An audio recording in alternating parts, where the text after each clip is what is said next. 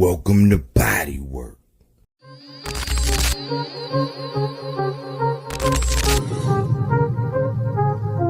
No, they think that I just come in there and look for knockoffs, and that's not the case. I'm actually a sharp, smart fighter. So, I'm here. Who wanted to fight me? I really don't care who's in front of me. I don't feel like no fighter can beat me.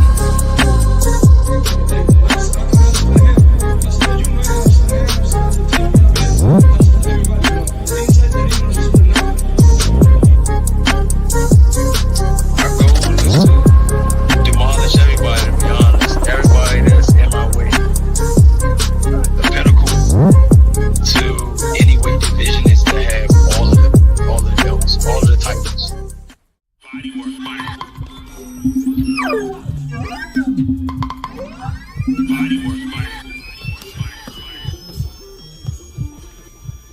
Welcome to Body Work. Welcome back.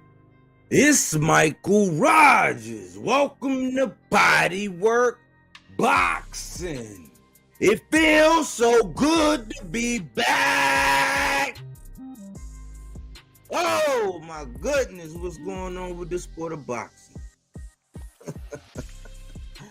What's going on with the sport of boxing? And I don't know, man. You might want to put on your seat belts, man, and buckle up. Because I have to take y'all on a journey, and I hate to really have to do this, man. But I really have to do this, son. And I'm going to show you how to do this, son. Man, I'm going to have to address so many things today, but I cannot lay down anything. We're not going to go into no curriculum. I think we already passed what it is when somebody's gaslighting you. I think we even have some foundation on when someone's even trying to insult your intelligence. But you know me, Body Work. I'm just going to keep coming and putting stakes in the ground.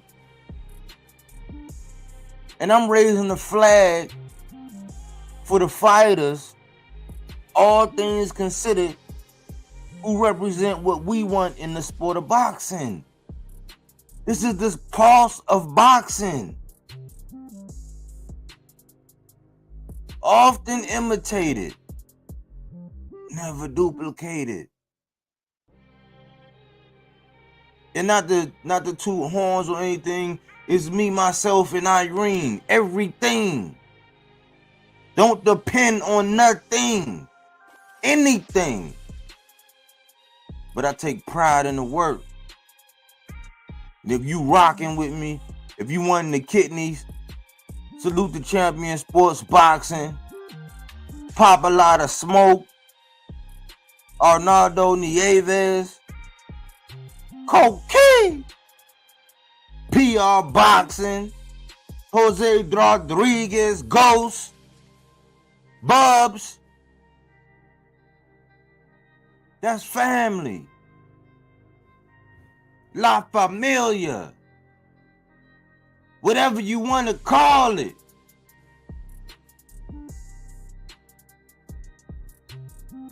That's what I do this for. I already know, man. I'm not trying to be Kendrick, J. Cole. I might be a Fab. I might be your favorite, Lloyd Banks, for real. I know my lane. I'm not trying to go platinum. I just gotta lay it down for who's doing their thing. And I already told you, if it ain't about Tank, if it ain't about Subriel Matias, if it ain't about Naoya anyway, anything south of the border of 147, it's not nothing, never, no more until otherwise. These guys be getting caught up in this recency bias. We had whole boxers who was analyzing fights and never once considered the demographics of them things when them step in the ring. It's you, him, and the ref, and sometimes the ref is a factor. We just saw that on Saturday night. Yikes! I heard a whole bunch of slander. I heard a bunch of Tank slander, Subriel slander. I'm like, damn, your man's lost. But if you don't know how I get down, one of the things that I like to do is sometimes I have to go back in time, back in history. It might be a 2-hour live. I don't know. I have a lot of things to address, a lot of things to confirm, a lot of eyes to opine. Do you understand me? You get me now. The pussy class coming out with all kinds of excuses and making us look bad. They even pulled out the black card. I was like, God damn. Why do we always resort to that? Why do we always make all these excuses? Why do we always draw these foregone conclusions? Why is the truth always left in exclusion?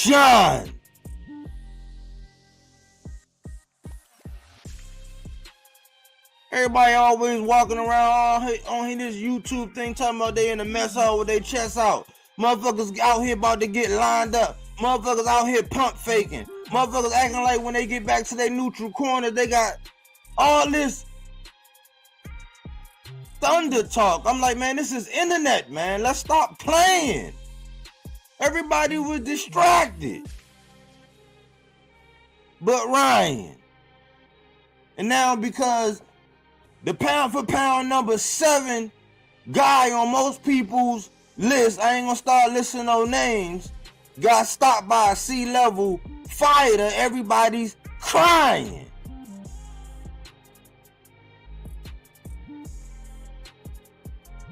You can't get this nowhere, man. This is that fruits and them veggies. Put down that Reggie. It was just 420. I wanted to be a fan. That's why I ain't do no content. I'm sitting up there just like everybody else who rock with me because this is a fans channel. You can name it. You can dice clay it. You can simmer saute it. Either way, it's them fruits and veggies. Not that Reggie. And we still on that Haney pack. Why? Because they don't want to be real with the young cat. They talking about weight clauses and this and that. This man been a weight bully forever. They crucified Spence for 9 months. 5 minutes under the light, they cracking under the pressure. Yikes. You don't want to see me angry.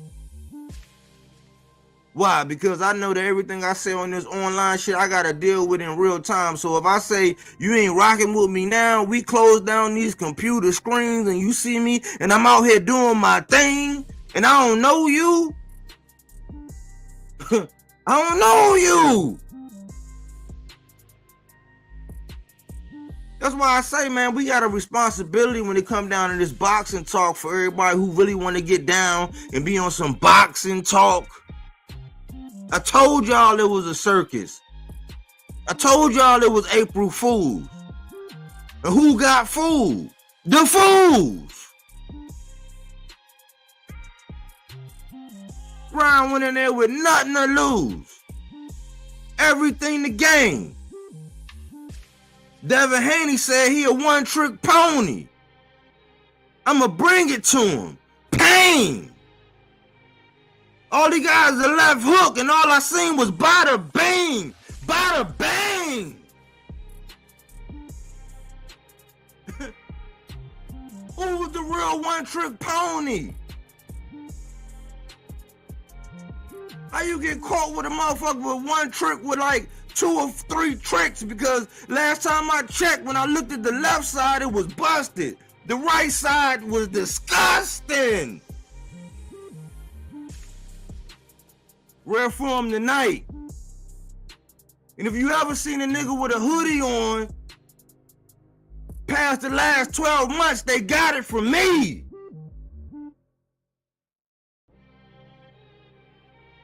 Boxing better stop playing, man. Y'all gotta stop painting these narratives. Y'all gotta stop being recency biased. Y'all gotta stop giving out analysis because you can sleep on a bunk bed or visit a mansion. And the refereeing, damn, this nigga cost me $620. All because Devin Haney won a hug.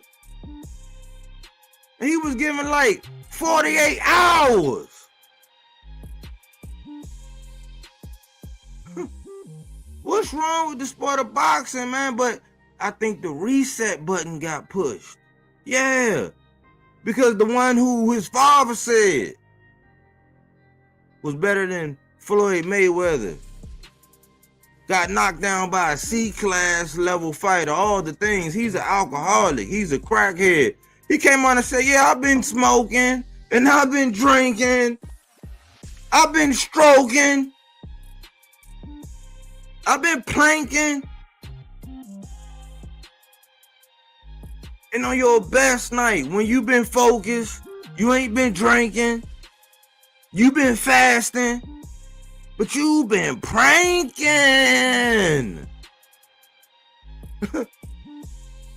This man said, I've been out here partying, got proof, got videos. Y'all done made this motherfucker blow up off of you talking all that shit. And y'all came to the ring talking about homicide. It looked more like homicide. You came out repping a different flag. And now y'all trying to pull out a black card. I'm like, damn. Rep for him. If it was a different instrumental, I might go off in this motherfucker. It's like my third language. But I'm here for all the kidneys, the 300, those who do that body work. I told y'all what it was. We called it straight down the middle. I said, man, we not going to get strapped. I think we did right by Subriel. Tell him come sit down and holler at me. We've been representing. Motherfuckers been biting. I ain't been saying nothing. I just been grinding and being a fan. Fruits and veggies. Rare form tonight. Cause sometimes I be thinking I'm insane because I be having so much foresight. It's like, damn, I be looking like 8 months ahead, but the only way I can prove it is by showing you some shit I done said yesterday. So it'd be like Back to the Future for me. But I be calling in real time, just doing my thing. And I still kick it with my motherfuckers. I still find time to troll. I still be keeping my eyes on teams. I still maintain control. And I don't drag, I don't boast, I don't brag. I just say if you're in the building, hit my like button.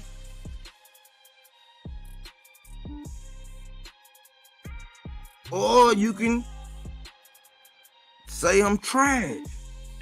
But one thing you can't say about me is I don't be keeping it a buck. 10 times 10. 100.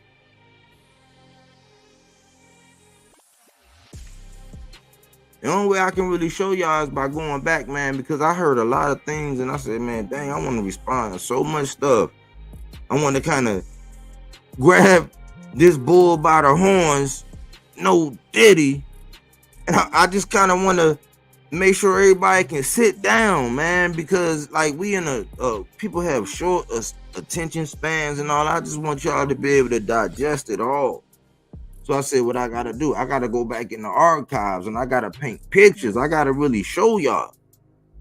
But y'all know, man, this is fruits and veggies. And I'm gonna get down to all the narratives about how the weight was an issue, the double standards in that.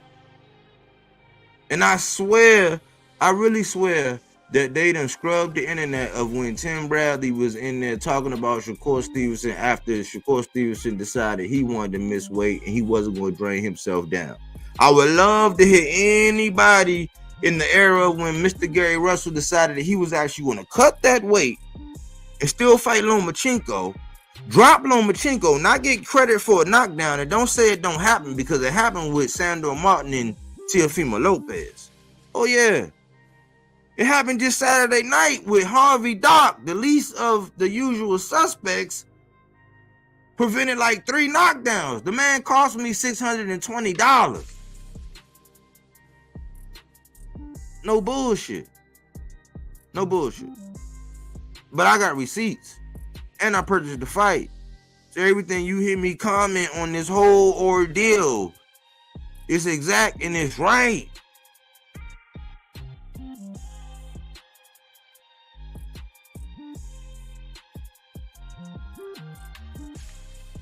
But when all these standards are changing and all this, I gotta show you, because really what you gotta understand is, like, we have a lot of power in what we say. We got a lot of power in what we do. We got a lot of power in what we invest our energy. Man, it's like, man, when you really want something, you think about a young person full of energy, it ain't nothing they can't accomplish. We start putting ceilings and constraints and control and, you know what I'm saying, regulations on everything. But the younger you are, the more you think you can see and believe, but then we start listening to other people. Our minds start getting conditioned. We start abandoning what our own, what they call it, lion eyes, see? And then we start playing on people's memories and stuff like that. We start flip-flopping and doing all this. That's why I gotta come back and put stakes in the ground every time. I gotta come back, because I'm feeding clones, I'm feeding trolls, I'm feeding subs, because all subs matter. And I believe I'm doing it responsibly. I don't think I'm that hard to find.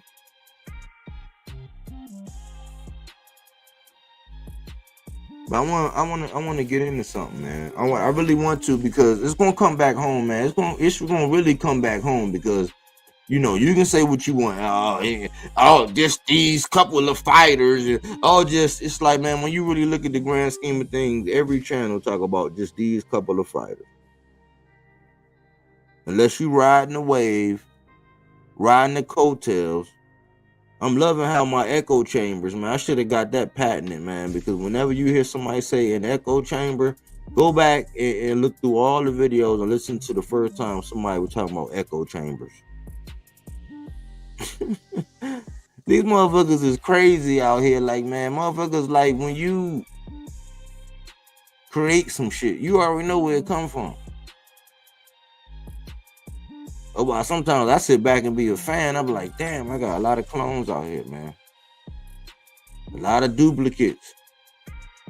And I don't say nothing. I be like, yeah, okay, cool. Because I be thinking, man, you know, I'm like Scarface, man. I often wish that I could save everyone, but I'm a dreamer. I just sit back sometimes like, okay, cool. Because know how I get, man. And I'm really building something. That's why I always said, man, like Charles Barkley, when he was on the Pivot podcast, man, he said, man, look, he saw some things, he witnessed some things. He was on panels with Rush Limbaugh, all kind of people. He said, man, I always said that, man, I owe it to my people to always do content. When I know that my voice is being heard and people can actually listen, I have a responsibility to the people that are hearing me to not do a disservice to my people. And that resonated with me. So when you hear because you really want to see a deeper understanding, you want to get a little bit more revelation. You know what I'm saying? You probably beyond casual. You want to know about some shit. Like, you want to look beyond the surface, because you can get, man, them dry ass hot dogs at 7-Eleven. You get the motherfuckers anywhere, man. This is fruits and veggies. I got special guests. You know what I'm saying? I got somebody that, man, we done chopped it up and talked about it. I got special guests, man. Getting ready to come on here. And I pride myself on what I built, and I only have like real solid people around me. I give credit to everybody that's solid. Even when you doing good, I'm gonna give you your praises. I'm gonna give my fair criticism. I ain't gonna drag you, but I put a lot into this, man. And I think that boxing, man, it's sad to say that Saturday night, man, boxing got a reset. And I have all the proof in the pudding as to why. How? I got answers when motherfuckers just leave you questioning. Why? Because they have you coming back every day for answers. Like, no, I have answers that you're going to hear that's going to create questions for everybody else.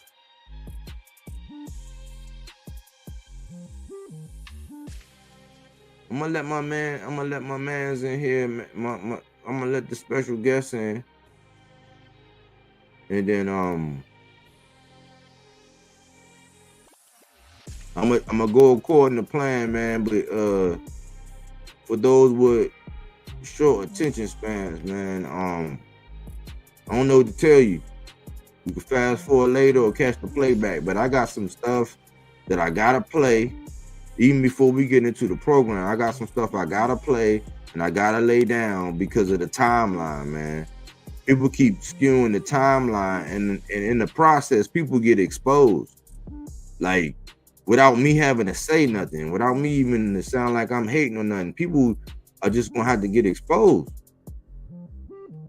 You know what I'm saying? But real raw facts.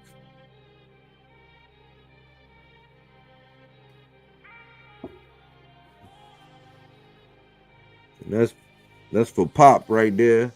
So I got Pop right there. So I put it out there. That's for Pop and Loader. Cookie Monster, hey, body work. Arnaldo Nieves. Champion Sports Boxing. I appreciate that super chat, man. Champ, I appreciate you. I appreciate you. That's what's up.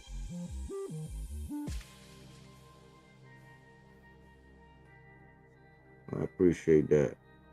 But that's the link right there. But I'm gonna go ahead and I'm gonna go ahead and open it up to what I gotta show. What I gotta show real quick.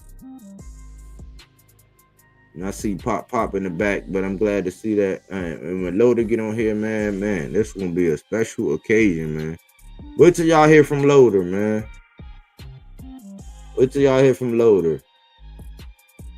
Wait till they get a load of me.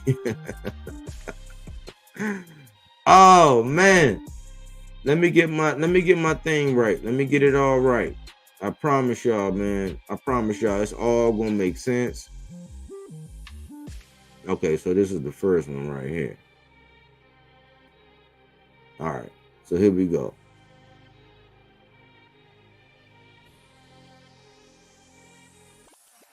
Y'all know how it go, man. It's different. You never know what you're gonna get when you come over to body work, man. Like, I ain't gonna even lie to you, man. I can't give y'all that ready rock, man. I gotta whip that wrist. I gotta whip that wrist. You know what I'm saying? I can't leave y'all like that. Let me see.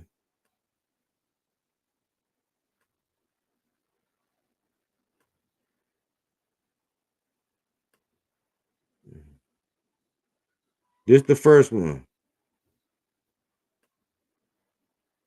This the first one, y'all. Number one, Vasil is allegedly going to fight champion Devin. But now all of a sudden, Devin has energy for Tio, who is no longer in this division because he's ranked above.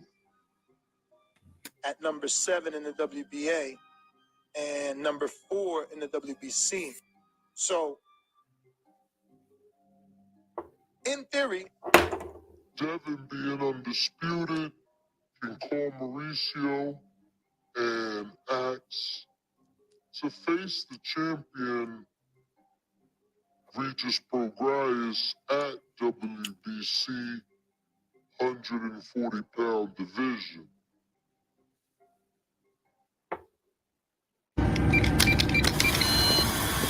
Maintain low tones with me. Maintain low tones. Number one, Vasil is allegedly going to fight champion Devin.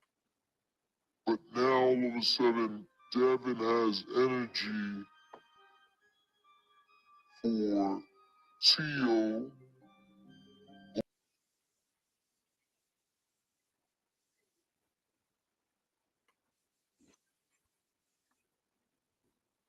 That's the first one. And stick with me. Stick with me.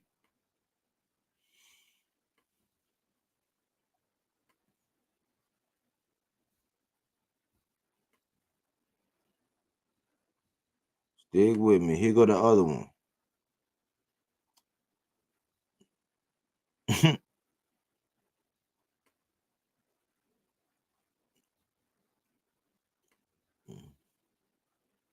Remember, I told y'all this is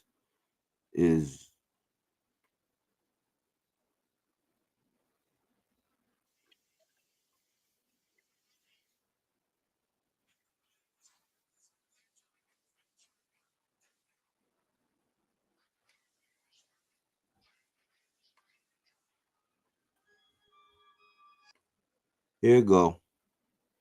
Maintain low tones with me. Number one, Vasil is allegedly going to fight champion Devin. But now all of a sudden, Devin has energy for Tio, who is no longer in this division because he's ranked above. At number 7 in the WBA and number 4 in the WBC. So, in theory, Devin being undisputed can call Mauricio and ask to face the champion Regis Prograis at WBC 140-pound division.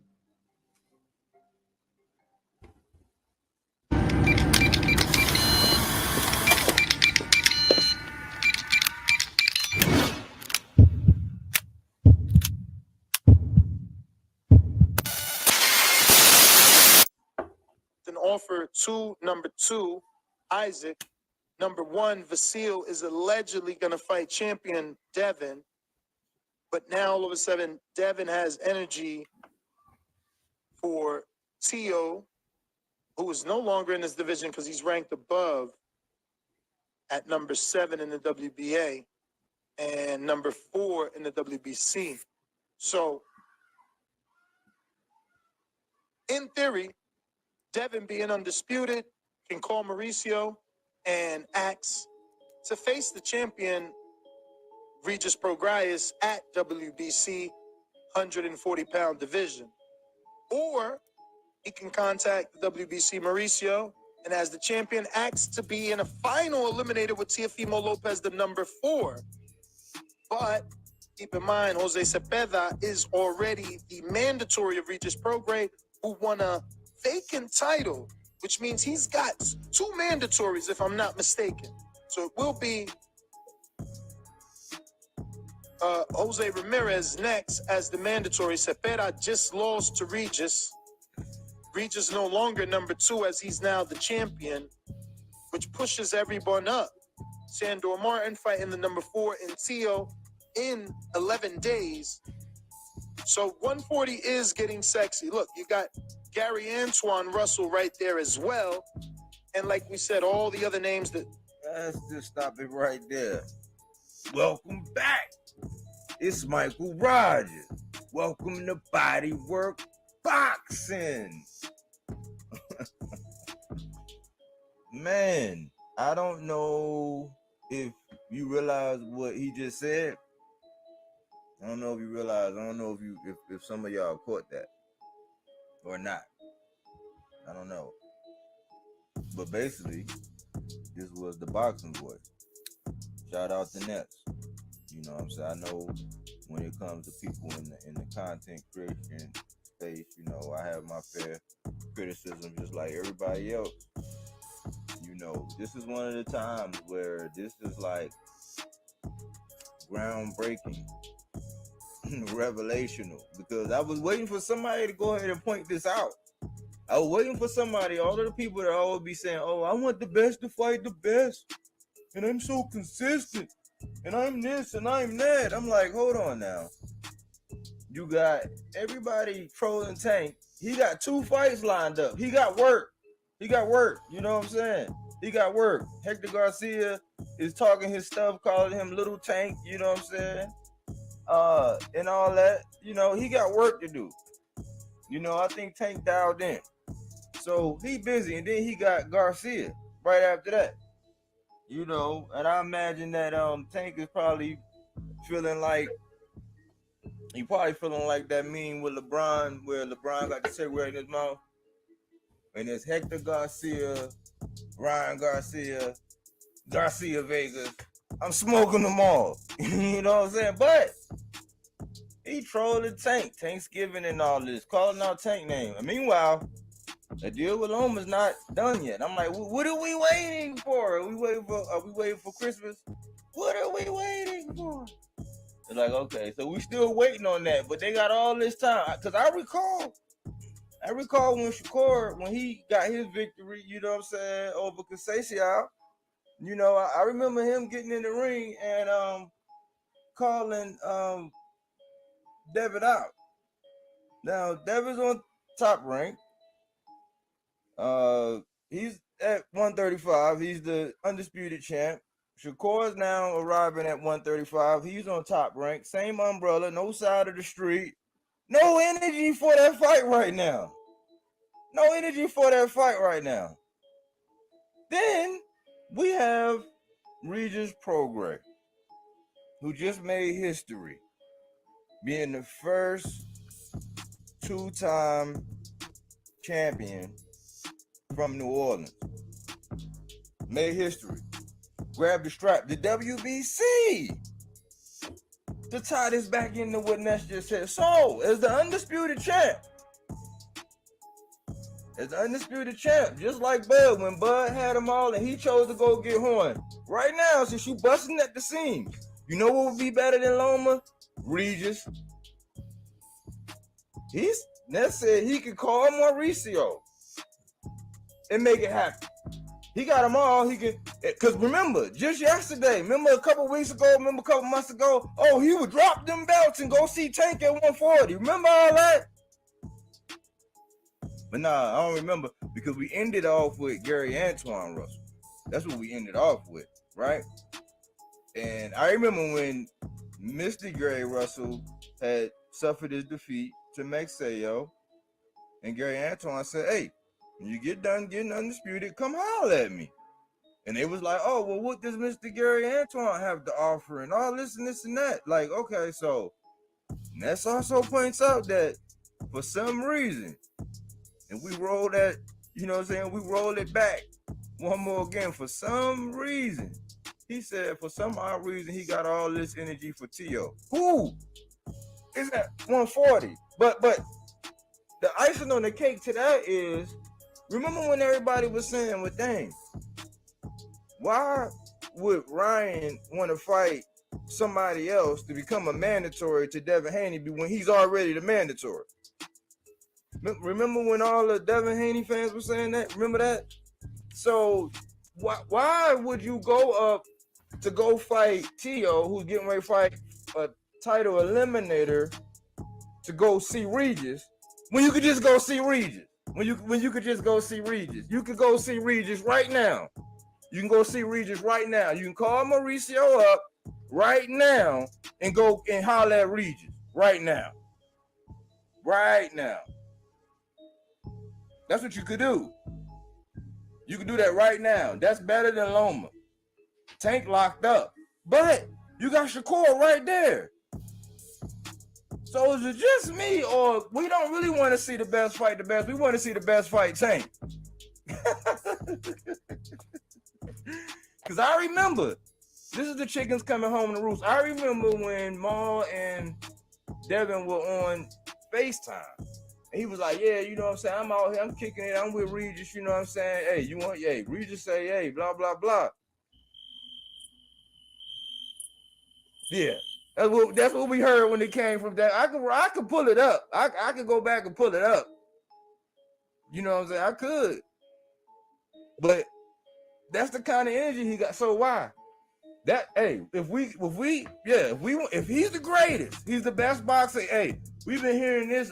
We've been hearing the weight thing since we've been hearing it since T.O. We've been hearing it before T.O. This been, because I know that was early 2021. He was already talking about the weight stuff. I don't know how long are we gonna let this wait. It's either you can make the weight and you shut the fuck up, or you go ahead and move up. But either way, you can go holler at Regis right now. Like, going to go holler at T.O. would be like the same question you was asking why Ryan would want to go fight somebody else to be a title eliminator to fight you when you can go just fight the man. So is it all just clout? Because you don't have a fight on deck. You and Loma, I don't know what you're waiting on. We all knew it was Loma. You should be the A side to everybody else. Where the offers? Oh, yeah, you could do the Regis thing. Go ahead and Regis might need a little time. I'm sure it probably wouldn't take him no time, but Mauricio will hook you up. Because you the champ. Anyways, it's just pretty interesting, man. I think that we getting some maximum exposure. You know what I'm saying? It's nowhere to run to, man. You could go see Regis at 140 right now. You can fight Shakur right now. Because before, his fans, if you go back and look at the footage and what they were saying when Loma, why should Loma get a chance? He don't deserve it. It's like they saw the bad performance and now they look at Loma like food. But the better options right now, easy to make. You can either do what you wanted Tank to do, because y'all was saying Tank could use his little regular belt, his little Reggie, and become your mandatory. Well, look, you can call Mauricio Suleiman right now and go make it happen with Regis. Or you can call Bob right now and we can get Shakur. That's the best fighting the best right now. That's the best fighting the best. So what we gonna do? Are we just gonna allow this? I just want to see, man, if y'all gonna keep it consistent. I just want to see, man. I'm gonna wait. I'm gonna fall back in the wins. I'm just gonna wait and see what happens. But I'm trying to tell you, this man don't really want to fight nobody great, man. He see Loma like food. Thanks for tuning in. You know what I'm saying? Here at Body Work Boxing, we don't take things for face value. We do that body work.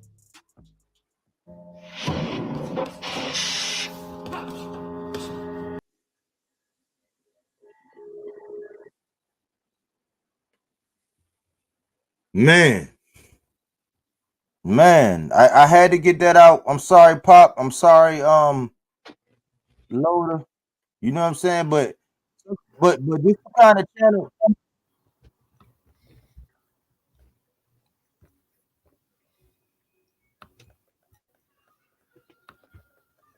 There you Y'all go. hear me? Yeah, I hear you. All right. Yeah, I'm sorry. I had to get that out first because there was some foundation I had to lay out, because it's some things I gotta show some people that I was on now. People be like, why is he playing that right now? Why right now? Why would he be playing something like that right now? Ladies and gentlemen, congregation, I would have you to know that was a year before Devin Haney actually fought Regis. That was an entire year before Devin Haney fought Regis program. This is why I be trying to tell y'all. So it's channels like this, channels like Pop, that in real time are going to tell you what it really is. But because they don't have the traction now the big channels will come down and scoop and pick up and blow it up, and you can't compete with that. But in real time, there are channels that's putting out information in real time to let you know what it really is. Now, you would think, well, damn, You gonna look at the performance of a Regis versus Devin Haney and what actually happened at that point in time, but you have to equate the fact that that was a year later. So that means the fight with Lomachenko was a year later. When you look at those fights coming off the performances, when you look at Jermaine Ortiz and Loma going into Devin and Loma, when you look at Regis and Zarilla going into Devin and Regis, nobody took into account for that. And the reason, and to bring it full circle, is because here on my channel, the kidneys, the 300, we already know what I already say. We put every box on the scale. If we look at you, do you have the height? Do you have the reach? Do you have the size? How do people view your boxing IQ? What's your speed like? What's your footwork like? We put you on the scale. Then they don't put you on the scale out there when your friends, when they can ride in your Murcielago, when they can sit on your bunk bed, when y'all can pull a threesome, like we could just give you some shit that just some slight money that'll change your whole life. We don't have those things. We just call it like it is. We don't get no credit for it. Mm-hmm. We don't get no support for it. They loot, rob, pillar, and plunder. But what I try to do here at Bodywork Boxing is I always try to keep it 10 times 10. And what is that? 100. So I'm not going to have anybody around me that ain't 100. So I say all that to say this. Listen, I've been trying to tell y'all what it was about this dude, Devin Haney. I have not been hating not one single solitary time. I met my man Pop over there on H Money channel. H Money is a guy who actually made Devin Haney. I don't care what nobody say. I don't care who getting the credit for it. But Eddie Hearn and H Money built Devin Haney. And I respect H Money, and I always had to give him a shout out because people don't ever realize that we still rock. But that's where I met my man Pop, and through Pop, that's where I met our other special guest Loader. And we got a bond that can't be broken. Whether we agree, disagree, see, you know what I'm saying, eyeball to eyeball or not, we know how to talk boxing and keep it respectful. We're going to show you how to do this, son. But what I have to say is this. I've been calling it for a long time on Devin Haney. I've been saying that, man, I'm probably the best person that somebody like Devin Haney could have because all along the line, I'm the type of guy. I'm the little OG. I'm 43. So I can sit down, and I'll be 44 in December. I can sit down and tell them, like, hey, man, that's not your style, bro. Like, don't, like, bump what they saying. Now, you can get the knockout, but this is how you get it. You are not a knockout artist. You cannot go to the middle of the ring. I'm the one that sit down and tell you, hey, man, you ain't what they saying you gonna do. I'm the one who, my best friend in high school got mad at me because I ran up to him. I seen him in third period. I was like, hey, man, you got a booger in your nose. Nigga got mad at me. I said, why you mad at me, nigga? You like, you done went 3 periods and the nigga ain't never tell you had some shit hanging out your nose and you mad at me? We didn't squabble that day, but eventually it was bound to happen, and he squabbled. But look, he had the height, he had the reach. I took an L, but I was digging his ass before he grabbed my arms, pulled me off that curb, and hit me with a hook. And I said, God damn, that height and reach, that shit means something. When I go in, I gotta, you know what I'm saying? I gotta throw like I mean it. You know what I'm saying? So I'm not the type to tell you I ain't took no L's. I have, but I promise you, I done dropped and knocked out more niggas without lacing up no gloves than I can count. That's all. And I went to the Army at 17. That's all I'm gonna say. That's enough about me. But I have to tell y'all that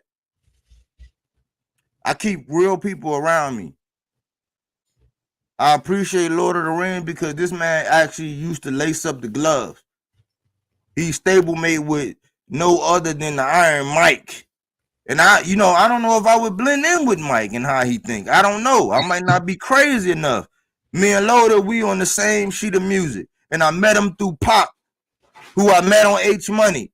So that's homegrown. I don't care what bonds. I don't care what happens. I don't care who knows. I don't give a fuck what nobody say. Don't judge us by what we say. You know what I'm saying? Do your homework. Do your research. Have your open mind. And we're going to talk this boxing like we do. You feel me? What's good, bro?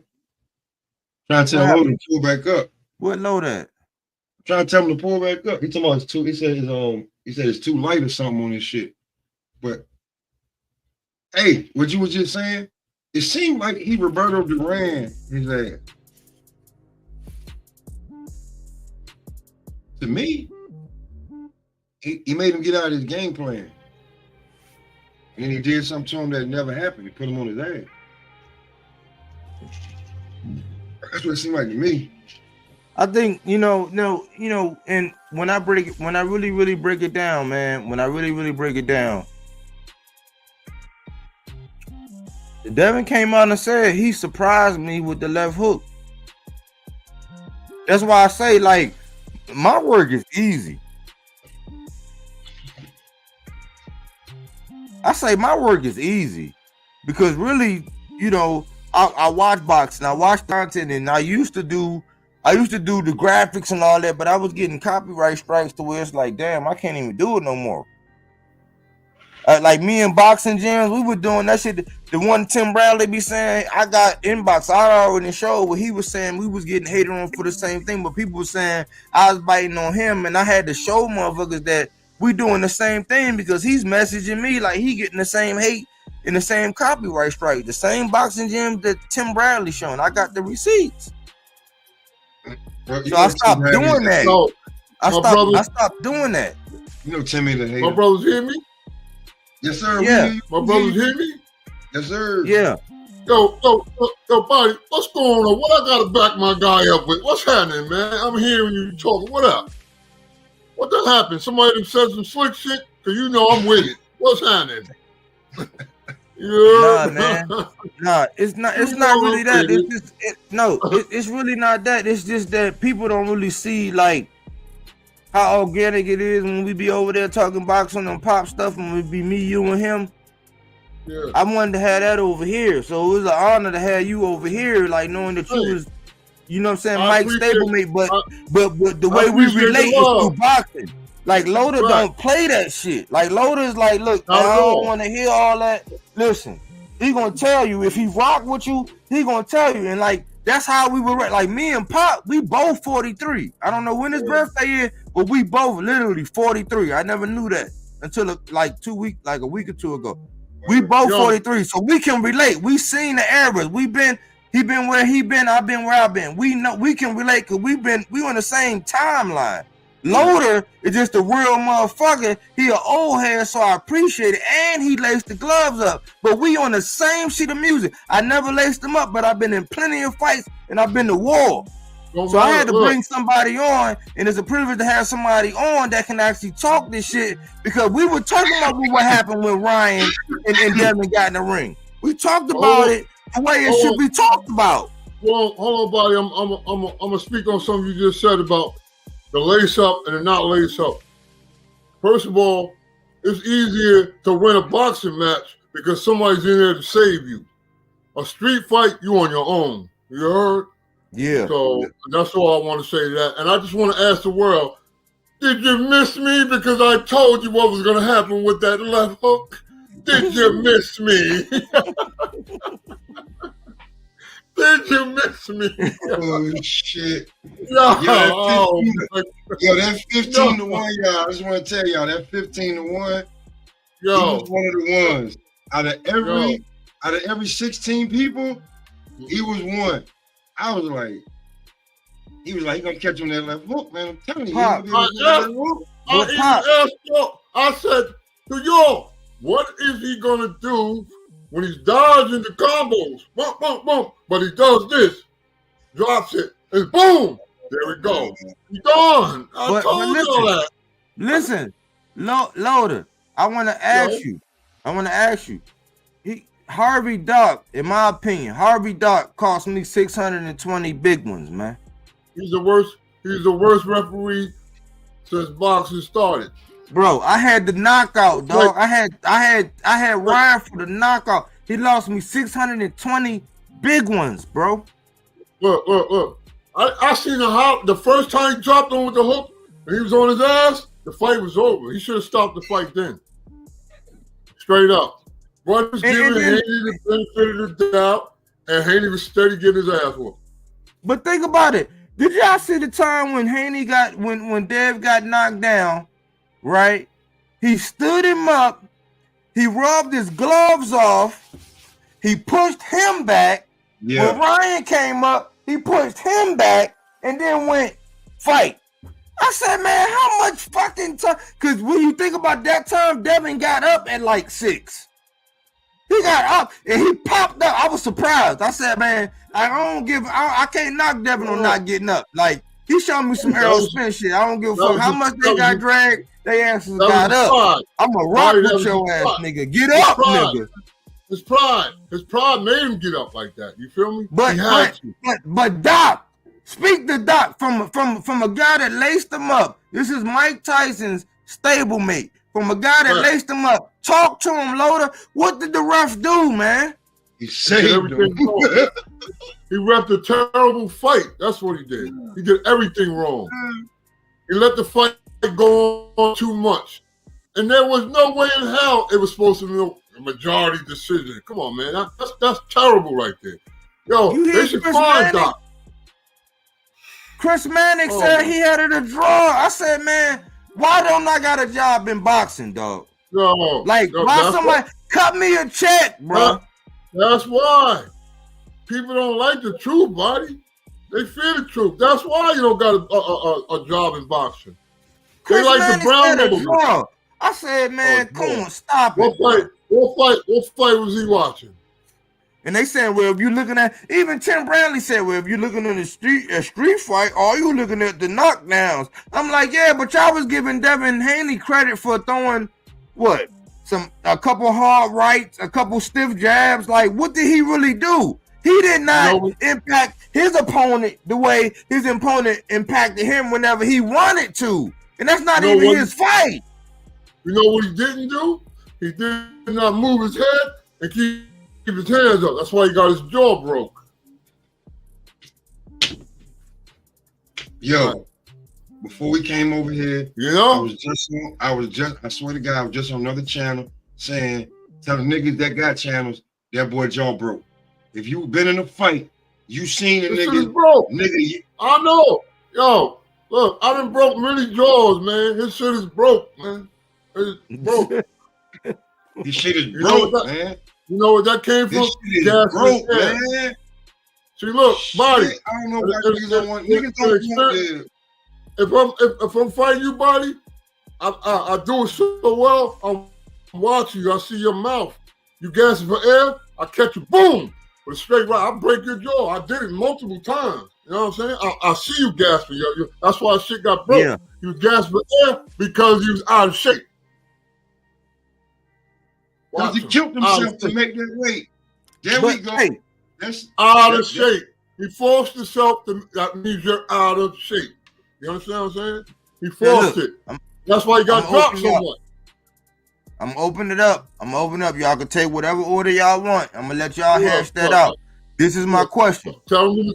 This is my question. It make me cry to have everything my folks, my family. Champion Sports Boxing, Angelina. She said, we got to cook tonight. I said, listen, I got you. She said, we in there. I'm like, why are they painting this narrative? Like the 3.2 pounds was the difference. Mm-hmm. I said, okay. Let's consider. Okay. Ryan takes the penalty, right? Because it's a penalty. He knew it was a penalty to where it's like, all right, it's X amount per pair. I think it was 200 grand. Him and Devin personally bet 5. So that's the difference between 600 and whatever, if y'all doing even math, or 1.5. He came on and said, what's 1.5 to me? Haney boys come out and say, oh no, it was really 6. Okay, so we know that by the letter of the law, that's the 6, but they handshake 1.5. We know Devin I mean, we know Ryan, he can shake off the 1.5. That's not my area of expertise. Never rub up against another man rhubarb. I don't do numbers. I'm just saying for the fans. Okay, so let's take all that. So anybody coming with that? Hold on. Anybody coming with that? We gonna set all that shit to the side. I'm saying that, listen, under a contract, if I accept the penalty and I know that by missing weight, I can't have the belt. I know that when I miss weight, okay, I'm not eligible for it. Right. When I miss weight, I know that per pound, this is the amount. If we sign the contract and you say that, I mean, you agree to that and I agree to that. If you move forward with that, that means that, okay, cool. I paid my penalty for missing the weight. I understand that it ain't for no belt. Let's fight, motherfucker. Okay. Everybody is basing it on Tim Bradley, who laced them up. Desert Storm. Storm Bradley is coming out talking about, oh, this unprofessional. Okay, cool. You can call it whatever the fuck you want. It was a penalty in the contract. And per the contract, Devin said, I want to still fight. He could have went with Barbosa. I don't know why they had Barbosa at the last conference, because we pointed that out too. I said, it's odd that they had Barbosa giving a performance and he got his ass waxed by McCombs, by the way, undoubtedly. Facts. Where everybody see that, but they ambiguous on this Devin Ryan shit, which I don't get. But I digress. But listen, I'm gonna bring it home. Loader. Can you address the fact that they are blaming on the fact that Ryan never had to drape himself down and bring himself up? And you mean that's the reason why Devin lost. Just talk to it. Weight-wise, you mean? Yeah, tell him again, because you done already said it. Tell him again. Hold on. First of all, to the world who don't know boxing, what Ryan did was very, very intelligent. That's what he did. He chose to supersede the money. Fuck the money. I'm concerned about the victory over your punk ass. That's what he did. And I would have did the same thing. That's why he won. So that's why he's here. Or what? Oh, no. Oh, so he was supposed to struggle to make the weight and then go out there and get knocked out? No, that's not how it goes. It's just called a thinking man sport. And he was thinking. That's why he won. Y'all see how I didn't spoon feed him like your favorite interviewer? So I let him speak his mind. Well, next question. I mean, like, I respect that. So I say, Bradley, you need to stop commenting Trim Bradley, because that's what you are. You are Trim. This the follow-up. Loader. So I say, okay, cool. Ryan was unprofessional. He paid his penalty. No, I'm just saying. I agree with him. Okay, you want to rest your laurels on the fact that Ryan was unprofessional. Okay. Devin chose to not delegate Barbosa to move up, which he could have done, which was made known. He could have done that. It would have been over. That was his choice. I asked them. I said, what account? I have not heard not one Devin only fan give me one thing where they can hold Devin accountable for. Because when you say that you are levels above, when you say that you are fighting a C-level fighter, when you say that this man is average, he's a crackhead, he's a drunk, everything else, he's a TikToker or underwear model, when you say we're going to expose him and get him out of the sport of boxing, even though he outweighed you by 3.2 pounds,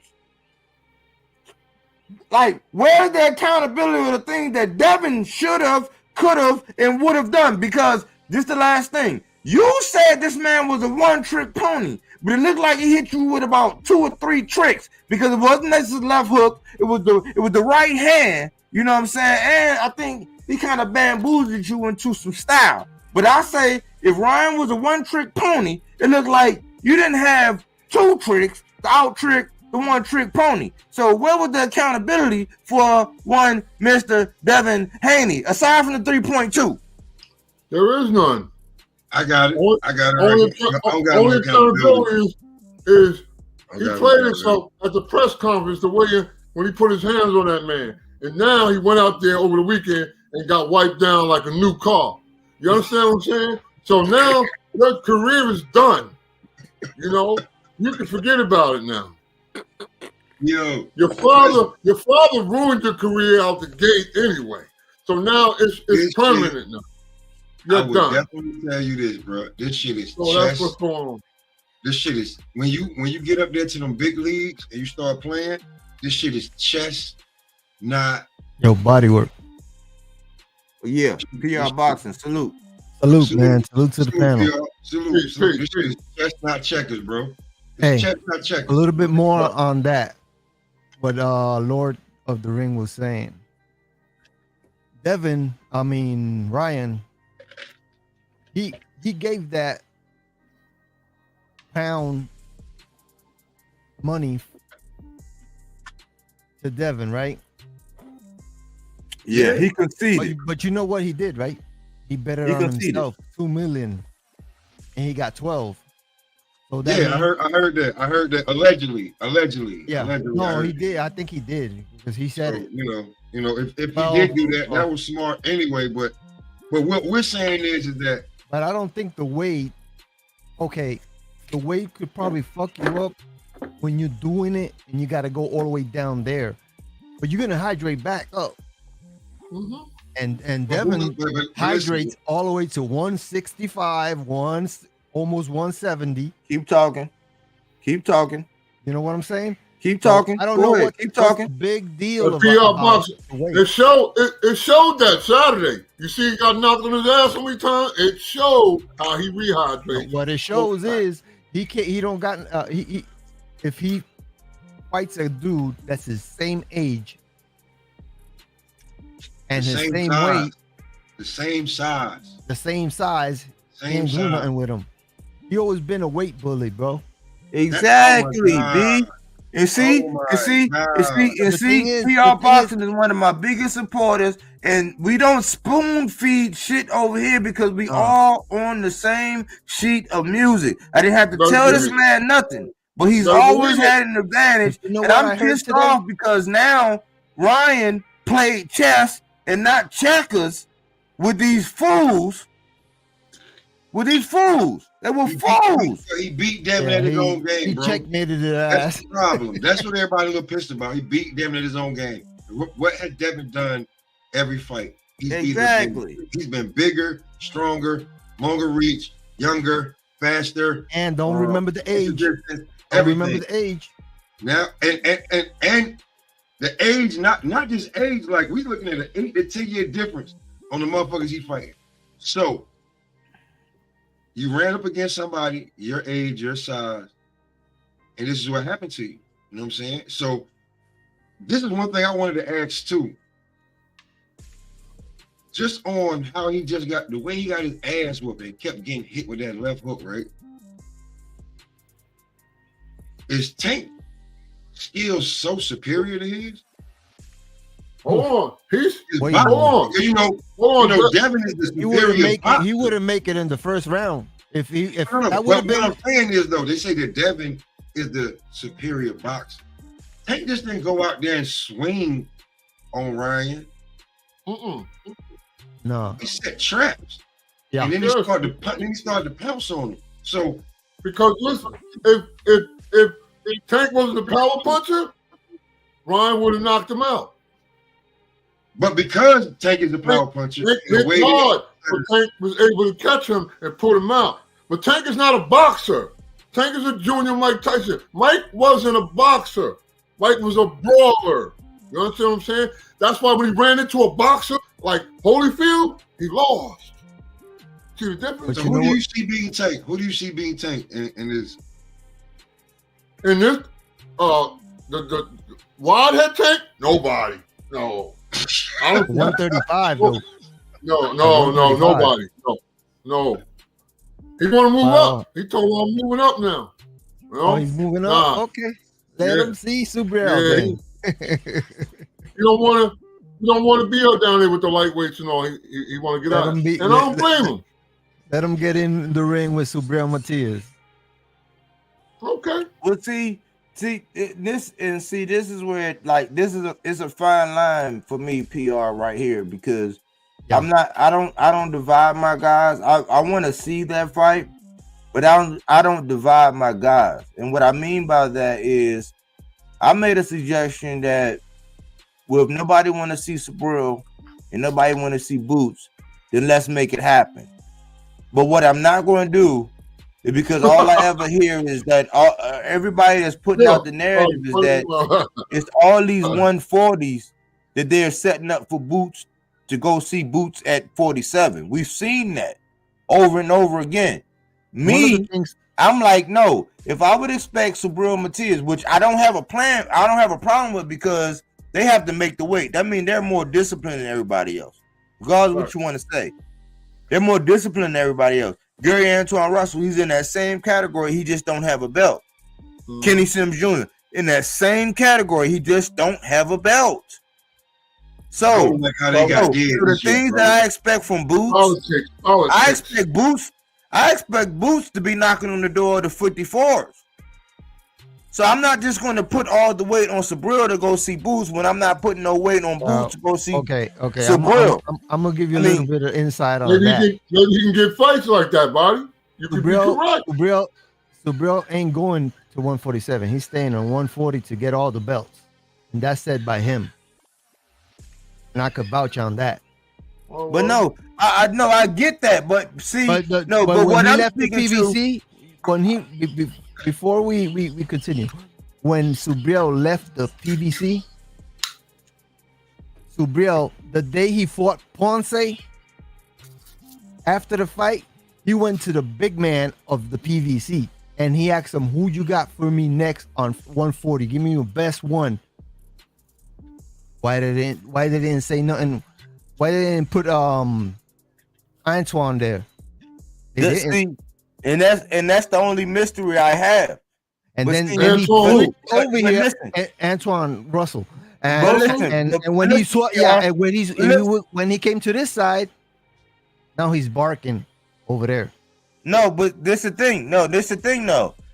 What we got to consider is, at the point in time, Gary Antoine wasn't giving no interviews, and PBC was changing over from Showtime to Amazon Prime. But that's what really happened. I'm not saying. Listen. That's the biggest fight at 140, hands down, in my opinion. Like, I've been saying this for years. More than Pitbull. Pitbull. No, man. Pitbull. No, listen to what I'm saying for 1 second. Listen. Just listen. Gary Antoine Russell and Subriel Matias is the ultimate fight at 140. Can't nobody really tell me otherwise. There's only one other guy, Kenny Sims Jr., that I could see popping his head in there, but I still question it because I question the power. That's the only thing. But he's a technician. That's the only thing. But this is what I'm saying. Gary Antoine Russell, because of Mr. Gary Russell, he's in bad. I don't know what his standing is in PBC. You gotta understand. I'm in the DMV. I live in Baltimore, but I'm also in the DMV. Yeah, and I'm in Puerto Rico, so I don't know. Neither side fuck with me.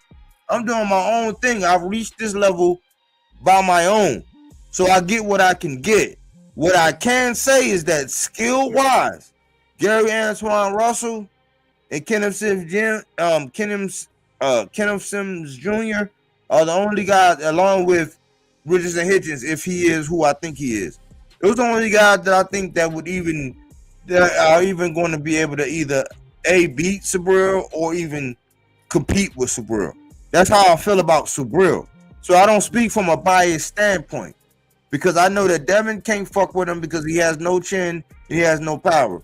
You have to have it either or. Like, you can't have not either one, and you're already behind the 8 ball because you haven't even dealt with the people that have naturally longer and taller dimensions than you. Let alone they walk around at that weight and their punch resistance is naturally higher than yours. You have no fucking power. So I speak to these things just like I speak to Boots. We've never seen him with a height, a reach, a power, a speed, a boxing IQ. We haven't seen him at those disadvantages either, so I judge him on the same scale. I put Tank on that same scale and I say, well, we have seen him with the height, the reach, the size, We've seen him with some disadvantages, and he's been able to figure it out. And I think overcome that it. I think that with this last fight show, if that Tank has a motherfucking boxing IQ, I don't give a fuck what Ness and them say because I just showed them videos. Reason why I showed y'all them 2 videos that I showed y'all is because DAC get them narratives and get them directions from them. Now, that was a year before they actually made the move that they made. But that tells y'all the timeline that boxing is in. That's the only reason why I showed y'all that. But don't just believe because they got the interviews and all this and all that they're always kicking that flavor that you need to hear in your ear. Because on Saturday night, all I heard was that Dr. Dre, ding, ding, dong, ding, ding, ding, ding, ding, dong. And Ryan was the MC, nigga.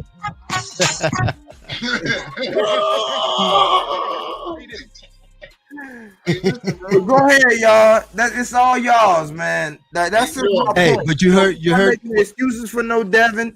We're not looking for that black card shit because we was around here shitting on Shakur, shitting on Tank, shitting on Keyshawn, shitting on Schofield, shitting on everybody that was black, and then they come out with that motherfucking La Raza flag.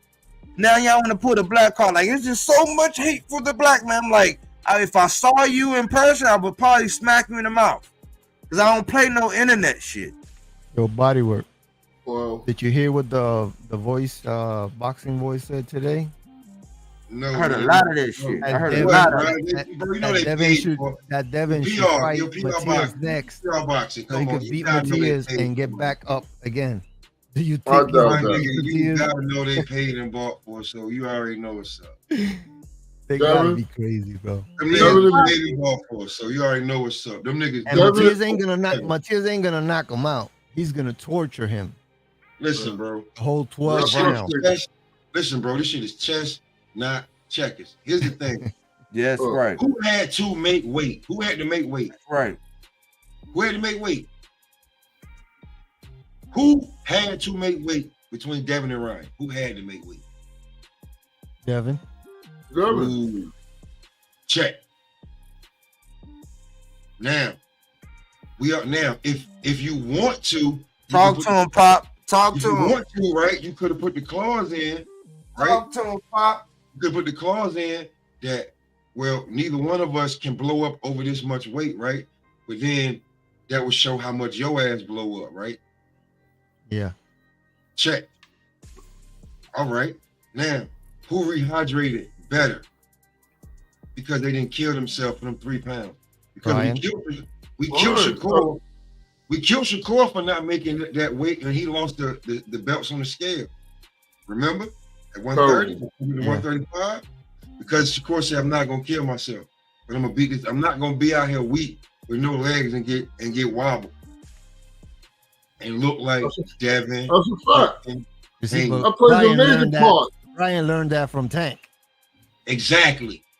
So all that shit about the Devin Haney era, your son this, your son that, y'all really ain't on that level. Y'all got exposed at the highest level. And when Ryan Garcia, man, you see Ryan Garcia smoking weed right after the fight on his plane flying back.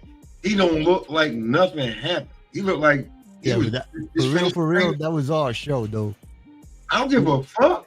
No, but he wasn't doing that. He had it in his mouth and shit, but he wasn't doing that. He was training. Bro, I know he was training. But all I'm telling you is that Devin Haney went hot. Yo, Ryan proves his point. Yeah, proves his point, bro.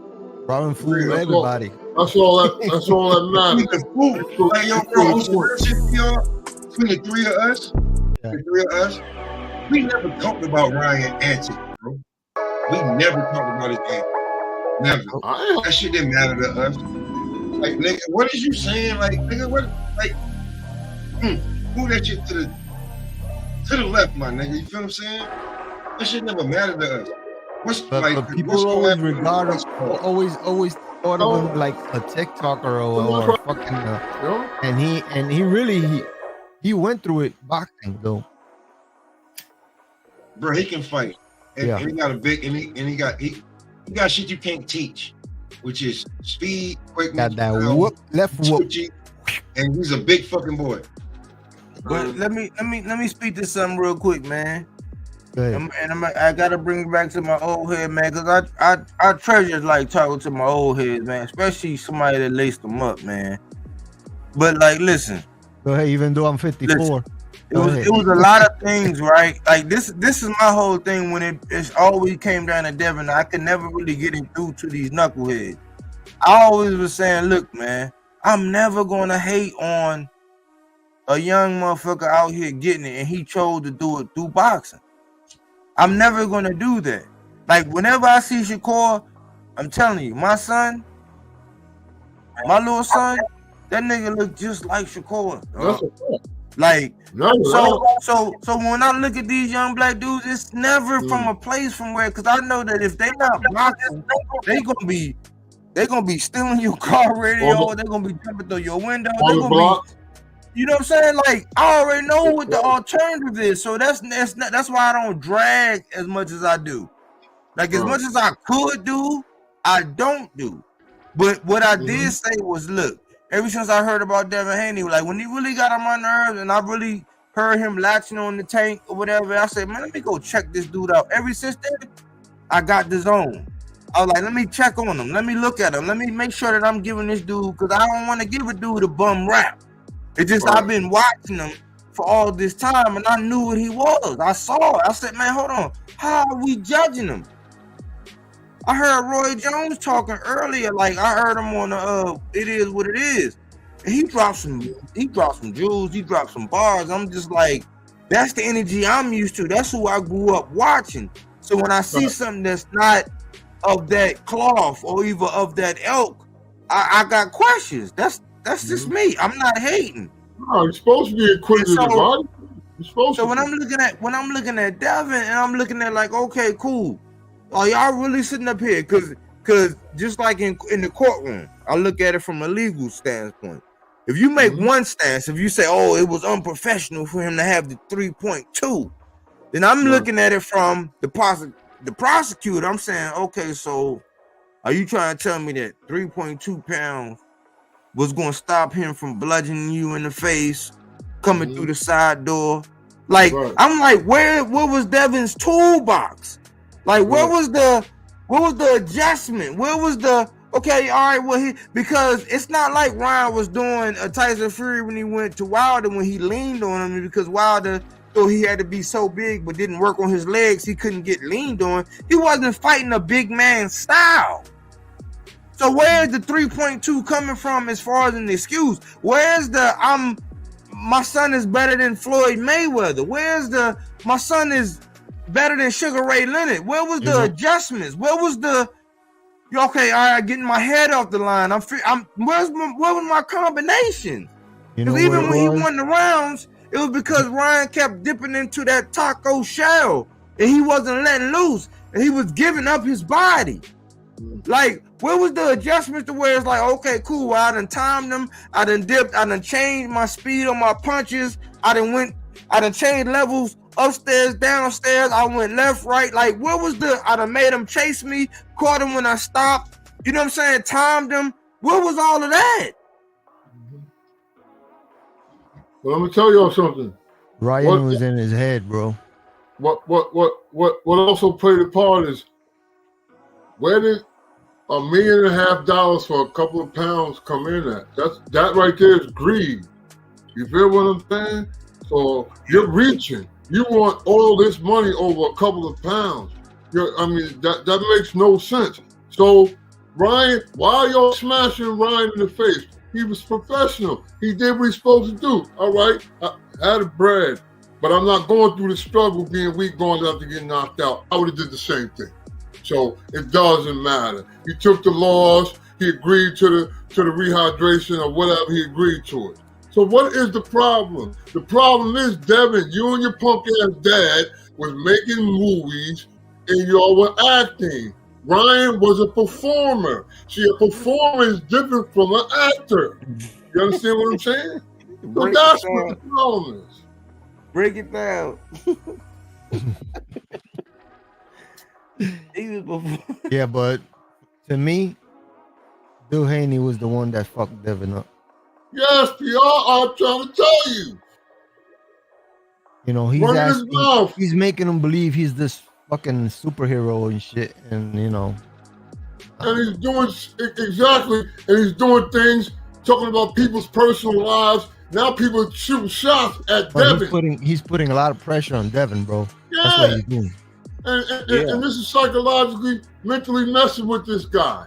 I was never a fan of that. I ain't just like the boy, you know what I'm saying? But he just never really interested me in a prize fighter, you know? So, but what I'm saying is your father, let your father be your father. Let your teacher be your teacher. That's how it works. Let your son be your son, bro.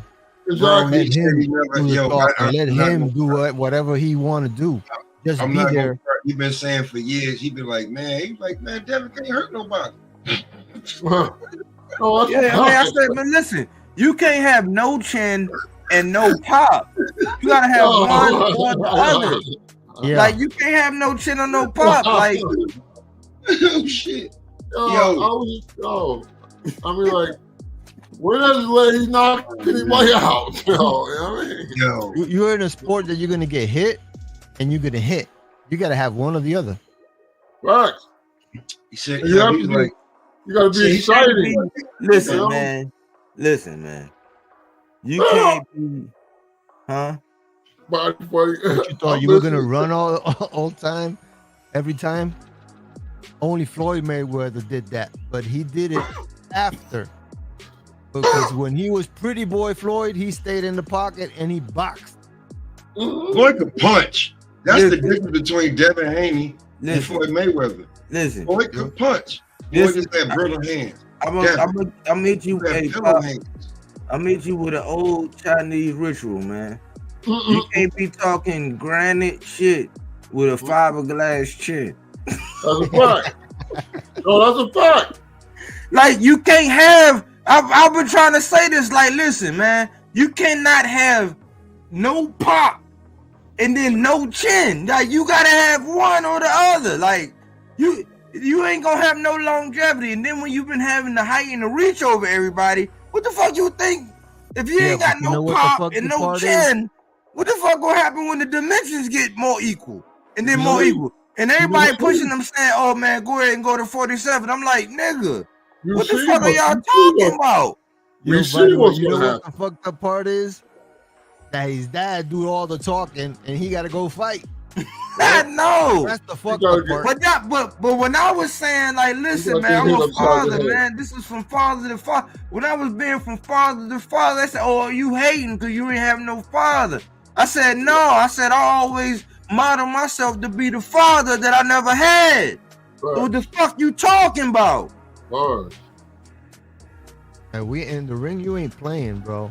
I'm not gonna put my son out. And then what you think? What you think, Loader? Should they have stopped? Like, did Devin show any concern? Like, at any point, should it have been stopped, or should he just got his issue?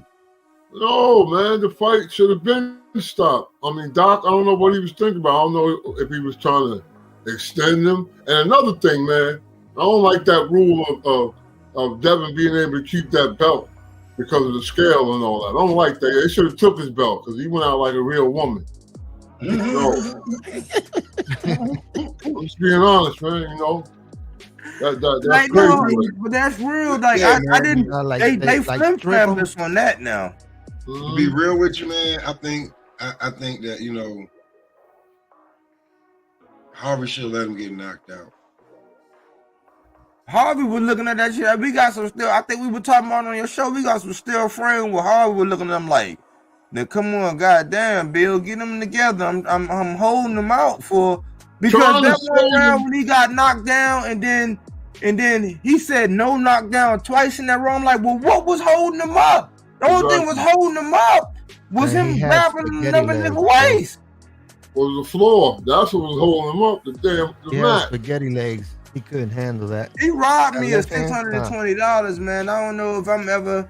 Every time I see Harvey, man, every time I see their hairline, I just see 620, man. I'm like, man, I don't know. He might be worth it, boy. I don't know what he was thinking about. He should have just, you know, he should have waived it. You feel me? Just like, yo, look, you're not. You know what? Yo, Yo, that's a great question. Not even, that's a great statement. Miguel Cotto was cheated and savagely beaten by Margarita. It took a while for him to recover. And he got beat up badly. Yeah, he will did. Be the same. Do we think that Devin gonna recover from this? I told you he's a journeyman now. Yeah, he'll probably box, but I know he ain't getting with no puncher in there. Because you got no choice at 140. At 140, you got no choice. With the power, at 140, you ain't got no choice. You got to be born with it. Yeah. That don't come in. Yeah, power. You don't buy it at Walmart. That's a fact. You know, I don't care how much. I don't care how. A lot of times, dudes don't be. Their foot placement don't be correct. That's why their power don't be there. Power comes from below, so a lot of people have problems with that. A lot of arm punches. And then Loader, as a boxer who laced him up, think about that frenetic style he got. That the way his legs, he's not fluid. That's what I said. And he's not fluid. Like when people be saying, "Oh, he's levels above Shakur," I'm like, on what planet, man? No, Shakur is smooth as silk. Like he's Keith Thurman number 2. That's who he is. I don't even remember. I don't remember Keith Thurman going in like that. Like, listen, man. No, I'm talking about. I don't remember. Like, when you go back and you look at how Devin, without a jab, how he working his way in, that little, like, it's like a bouncy jerky thing he do. I'm not talking about that. I'm talking about the unicycle. Devin runs around the ring just like Keith Thurman. You feel what I'm saying? Yeah. That's what I mean. Keith Thurman number 2. Okay. He has a unicycle. These dudes be on unicycles in there. And then they finally get the ring cut off on it. Like I told you, you go left, I'm gonna go to my right. You go to your right, I'm gonna go to my left. Step back. I'm gonna cut your oxygen off. You ain't gonna be able to breathe. You feel what I'm saying? So that's that. You know. So now he'll. So what you're saying is, Devin, stop killing yourself and go to a weight class where you're comfortable at and you're at the strongest. So you should. Right, and get your punch delivery together and you'll do something. You should be at 147. The comfortable weight. And whatever your team is, I don't know what your team is around you, allowing you to blow up to 175 pounds, and I'll smack the shit out of them behind that. I'm just being honest, because that makes no sense right there. You know what the struggle is to lose 30 pounds and all this, 8 weeks, 12 weeks or whatever. Come on. Are you serious? Come on, man. Yeah. That's why Ryan said, that makes no sense, man. That's why Ryan didn't stretch them 3 pounds. And that's why we saw what the fuck we saw. That's why I said, and motherfuckers, hey, Pop, man, be real, man. How many hindsight is 2020 motherfuckers? Like, I heard, I ain't gonna even lie, man. I had to give out, what is it? Is it one vowel or 2 consonants about here talking about, yeah, me and such and such was the only ones. I'm like, nigga, me and such was the only one. Like, man, if I don't run, like, one of y'all niggas is real easy to run up on. Don't make me do it, man. Cause I done went ham on them too. I'm like, man, stop playing, man. Y'all biting like a motherfucker. Who talking about? Dog, they were talking about they were the only ones, Pop. Bro, we was on. We've been on this. Pardon me. Observer, I'm gonna answer that for you. That's terrible. If you're not doing this, you turn it back. Because a rabbit punch is a serious punch. Ryan, he has a problem with that. Turning his back. You turn your back. I don't care which way. Put your hand behind your head, man. That's terrible. But my question to you, that's a good question from the observer. But my question in regard to that is, like, the way I see it, that's look like some shit that Ryan he gonna resort to, man. Like, how do you fix that shit, Loader? It's up to him. It ain't up to us. Yeah. I'm talking about if you was a trainer or some shit. How do you? If I was a trainer, I'll constantly tell him. You know what I'm saying? I'll penalize him. I was like, every time you do that, I'm gonna penalize you. And he'll stop doing it. With a left fucking hook up, stand up. What the fuck? Penalize you dropping your shit and putting your head down. I'm not gonna put you right here. I'm gonna walk. Not to cut you off. I'm gonna walk backwards to the weight situation. This is why if you won 47, I don't want to see you up no more than 10 pounds. Because you go beyond that, I'm going to penalize you. It depends on the situation how I'm going to penalize you.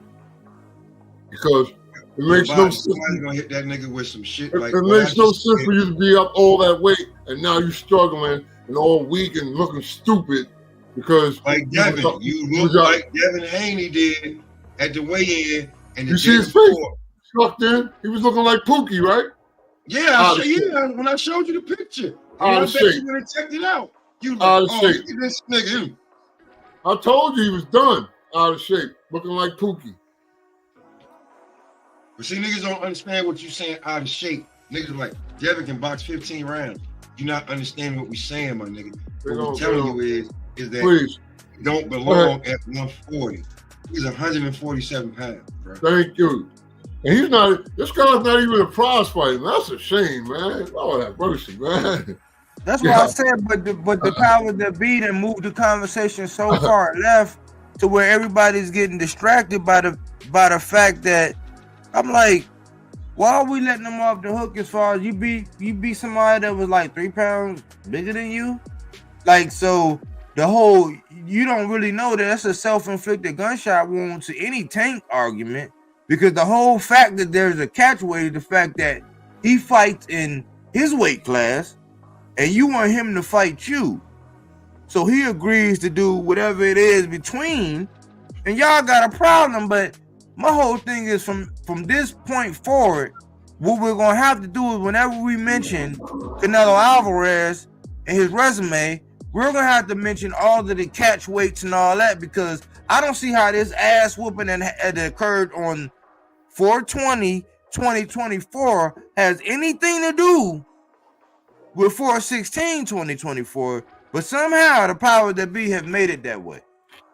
No, what we're going to have to do is, when we start negotiating the terms and the clauses in these contracts, when you be having these rehydration calls and all that, you're also going to sign paperwork that says, when you get your ass whooped, you better not breath nothing about why this and nothing and none of that. You understand what I'm saying? That's what we got to do. That's a good rule. That's the problem. You sign, look, it's like a music contract. You get what you negotiate. Don't fucking beef later on because you didn't get this. You negotiate the contract, the terms. Don't beef now. So now you got your ass whooped. Now why? So why did you even go through the rehydration clause?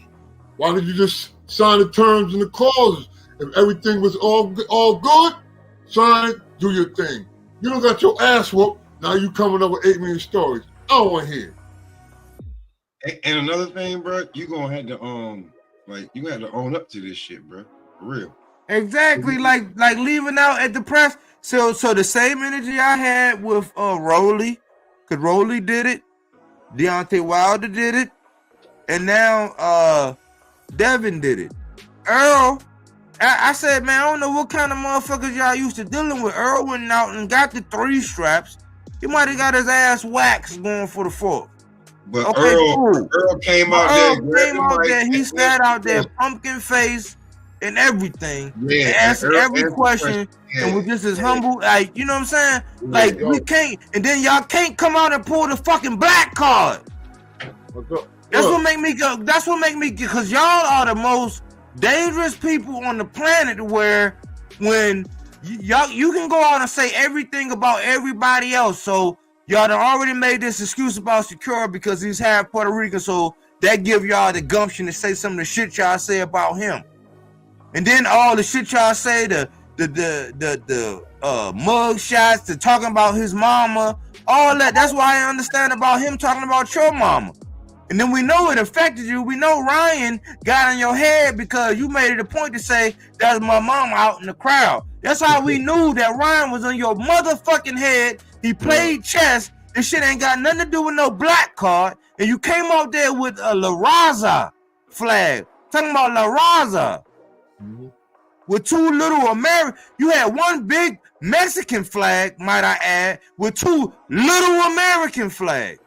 Talking about I'm La Raza. And then you want us to pull out the black card for you. Talking about, there's never been so much black hate. It's like, you are poison, dude. Like, you and that whole shit. And look, the fans, the only fans, all the people that's supporting you and creating a narrative. That's why them 2 videos were there, because we see where the narratives are created, and we see where the game plan is created, because they actually know more than motherfucking Devin and his father. So they kind of groom them down the way. That's why their loyalty is such. That's why they won't analyze you the way they analyze Shakur and Tank and Keyshawn and all these other boxers that they see. That's why they won't do it, because they're biased. But they won't. But what they won't tell you is that you need to go back to the lab. You've been manufactured. You built your whole resume over there in Mexico and got beat by a Mexican wearing his Mexican flag. So don't come out here trying to pull that black card bullshit, because you done terrorize everybody that look just like you, and then all of a sudden we supposed to yell kumbaya. No, it's DHC pack until we run out. Yo, he said he went over there to Mexico and got beat by Mexican. Yo, check this out. I'm gonna make the elephant disappear from the room right now. Look, what I told y'all about the most effective punch in the fight, the one that you don't see, right? The one you don't see, and a lot of fighters don't recover from it, right? Right. That first level, you never recover. That's just like you getting your ass whooped for the first time in a match. A lot of fighters can't recover from it. Y'all feel what I'm saying? Mm-hmm. Yeah. So it's up to him now. Is this a psychological thing, or can he brush it off and come back? It's up to him. I'm not sure, because for the longest time I've been saying he's been up against it. Like I've been talking about this so long that I get offended when I hear somebody else talk about it, because it's like, damn, I know, because at the time when I was saying it, it was so early. It's not popular now.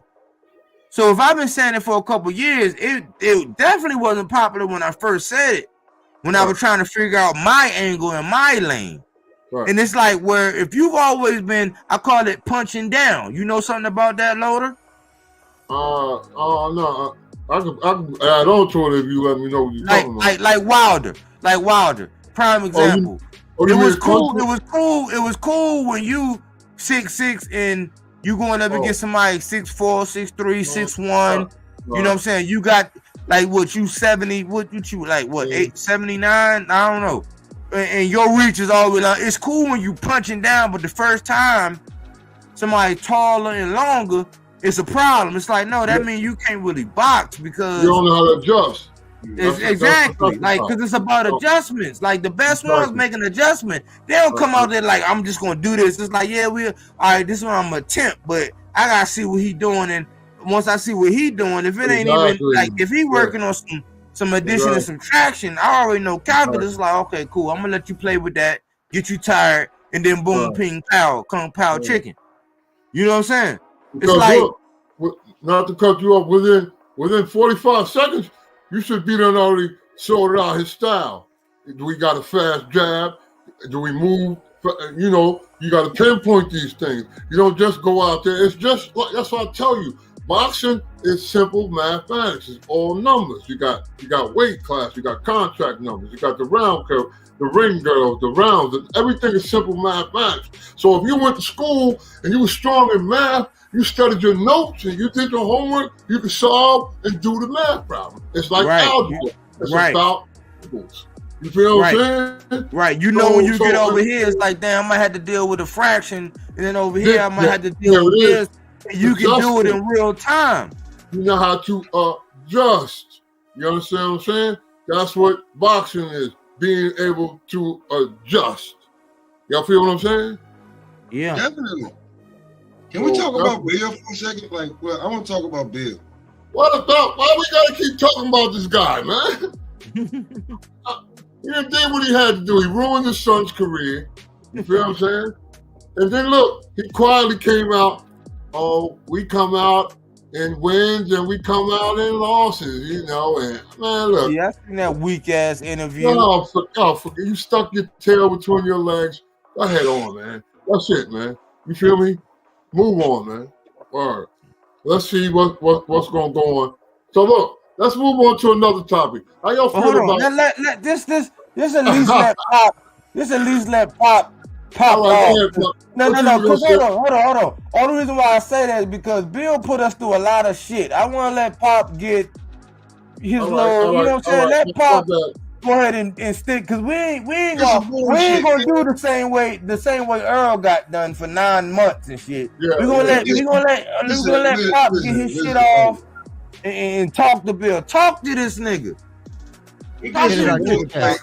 Listen. Loader, I ain't even gotta tell you. You from here. I've been here a good 20. Yeah. He did some real bullshit on some lining some nigga up shit, and I'm just like, shit could have went different if niggas was younger. Mm-hmm. Right. You feel what I'm saying? Like, you don't act like you cool with a nigga and then line him up with some niggas that you know he been going against for the last 2-3 years. You feel me? You don't do that, bro. That's not what you do. Like, if that happens up here and it don't go your way, nigga, it come back to you. But listen, and then you being slick.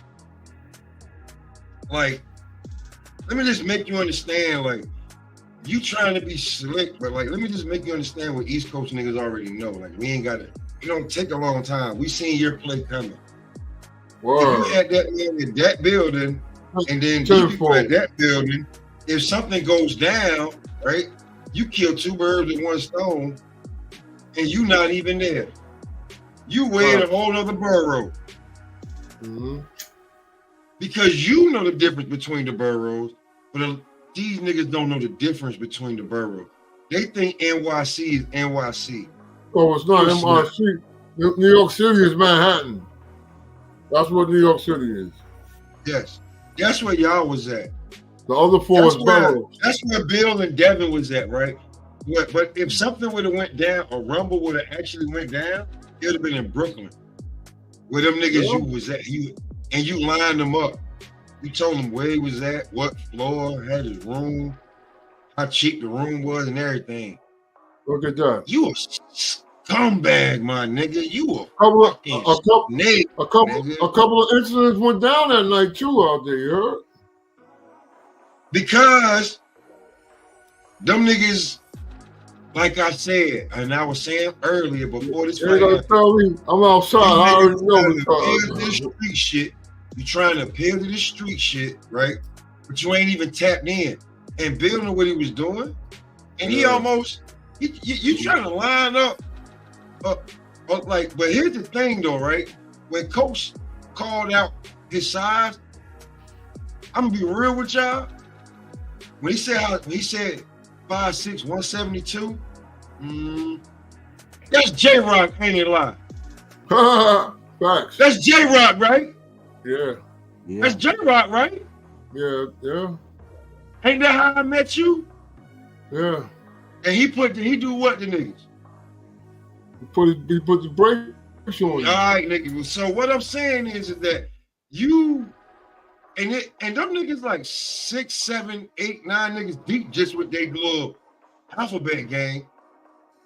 Not to mention who they brung with them and who they like you, and they're gonna jump and they're like, oh, they got this Miami nigga down here. So niggas from New York, you come on, bro. You don't even know what you was doing if niggas was younger.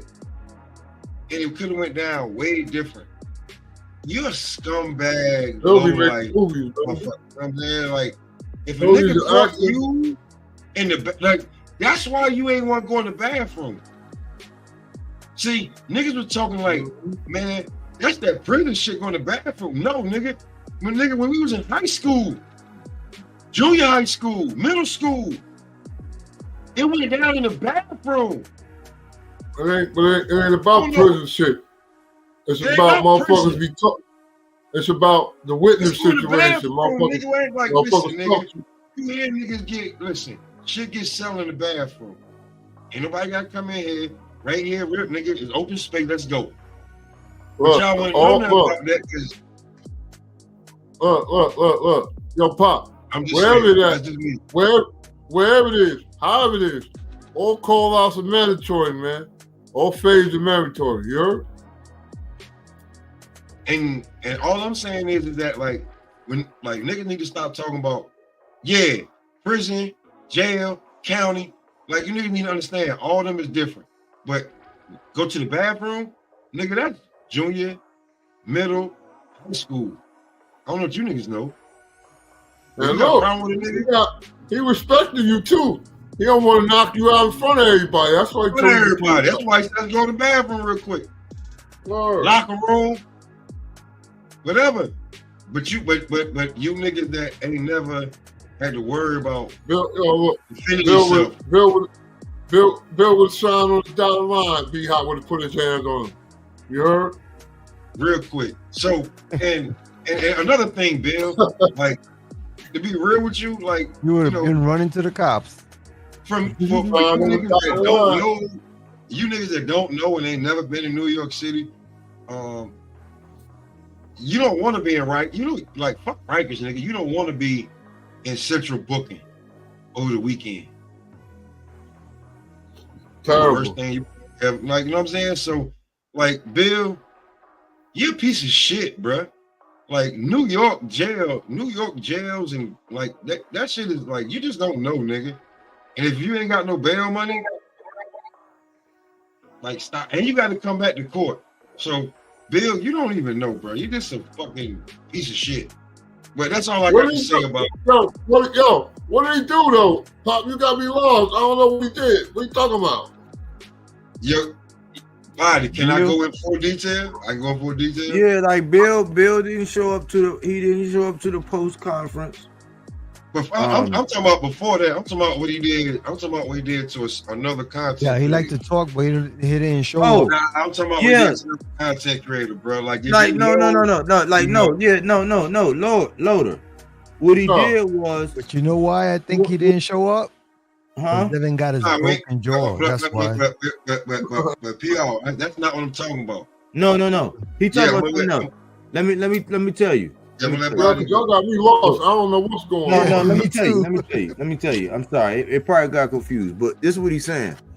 He basically said that this one guy trusted this guy. He was privy to some information. He had this man in a hotel to where he know that this guy, this one entity with his lady cannot, he's this one entity got his lady. Just so happened this guy is staying in the same hotel as all these other guys that don't rock with this guy, but only one person had that information. He go to get on the elevator and these guys are there. Now this man then flew in. Read between the lines. I got you. Then flew in and stand there and you here for 3 days, 4 nights, and you in the jam. But you supposed to go to the fight. You don't get no credentials for that, but just so happened, out of all the places where you at in New York, they in the same spot that you went. And then your son go out here and get his ass whacked. That's what Pop is saying. It's karma. Instantly. But it's shit that's been brewing because of all he did with everybody else before that, along with that. Because you don't even know. I know me. I be every now and again I look back and be like, hey man, me and you, Karma, we good because I'm already done. I'm like, I can't even think about the time I sold a bad seed. I just know that, you know what I'm saying? I'm not flying no goddamn way. That's all I know. And I ain't planting no bad seeds. You know what I'm saying? Right. That's all I'm saying. You got this man up here telling him you're gonna get him credentials, you're gonna get him tickets, and this man come in here. Oh, so he just forgot all about old boy. Not only did he forget all about him, he called and asked him where he at, what room number, and how cheap the rooms is, and then he sent a nigga that the nigga got a problem with over there to stay in Brooklyn while he in Manhattan at the Ritz. Are you serious? Yeah. Yeah. Oh, I'm trying to be brief. You know, Wow. So like, the more I break it down, the more of a piece of shit Bill ain't no good, Haney look like, this nigga's worse than Stone Cold at his worst. Randy Orton, Jake the Snake, he's worse than all these niggas. Triple H, he's worse than all these niggas, bro. I'm saying you don't know how this shit could go down, bro. It really could. It really could, because you from Oakland living in Vegas, you telling a nigga from Florida what it is, and then you fly in some other niggas that's mixed in, and they all bitches. And it could have went a whole nother way. And his God, his playing games, his godfather. You know what I'm saying? His godfather. Yeah, I found that you said his godfather's over there in Cali while they over here. Wow. He ain't want no parts of Bill bullshit.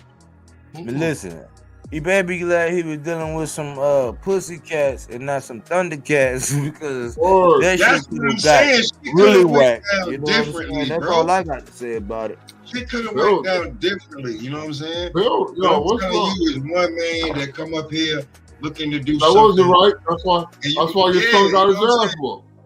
Now on the back, on the second, but because the nigga from Florida, you know what I'm saying? He ain't no dummy. He had a plan B.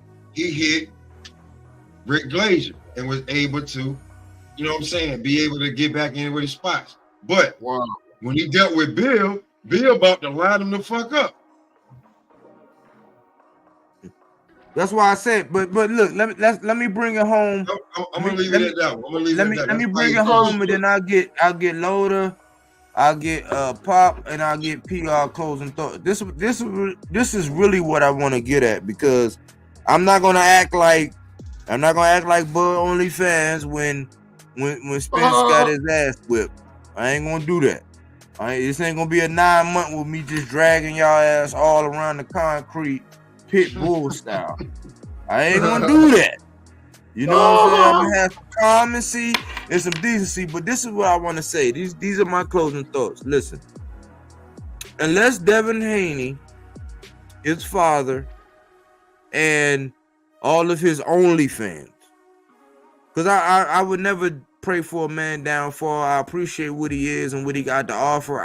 My strategy for him, because of his conditioning and, you know, the fact that, okay, cool, he can be programmed. He can be taught how to do some shit. So if he can commit to a game plan for 12 rounds, it's like, I think that he could win, even with no chin or no power. But I know that people with no chin and no power don't have no longevity in the sport. But because his fans, and the fact that I have not heard one of them take any accountability for anything that Devin has done wrong. All I hear is that, it was the weight, and I even heard the shoes. Okay. I'm like, and what about raw boxers? Like, motherfucker used to play in the NBA in motherfucking some Converse. Like, nigga, you couldn't pay me to get out on the motherfucking blacktop with some Converse for more than like about 10-15 minutes. Nigga, I'm on the outside. I'm from the 3. You know what I'm saying?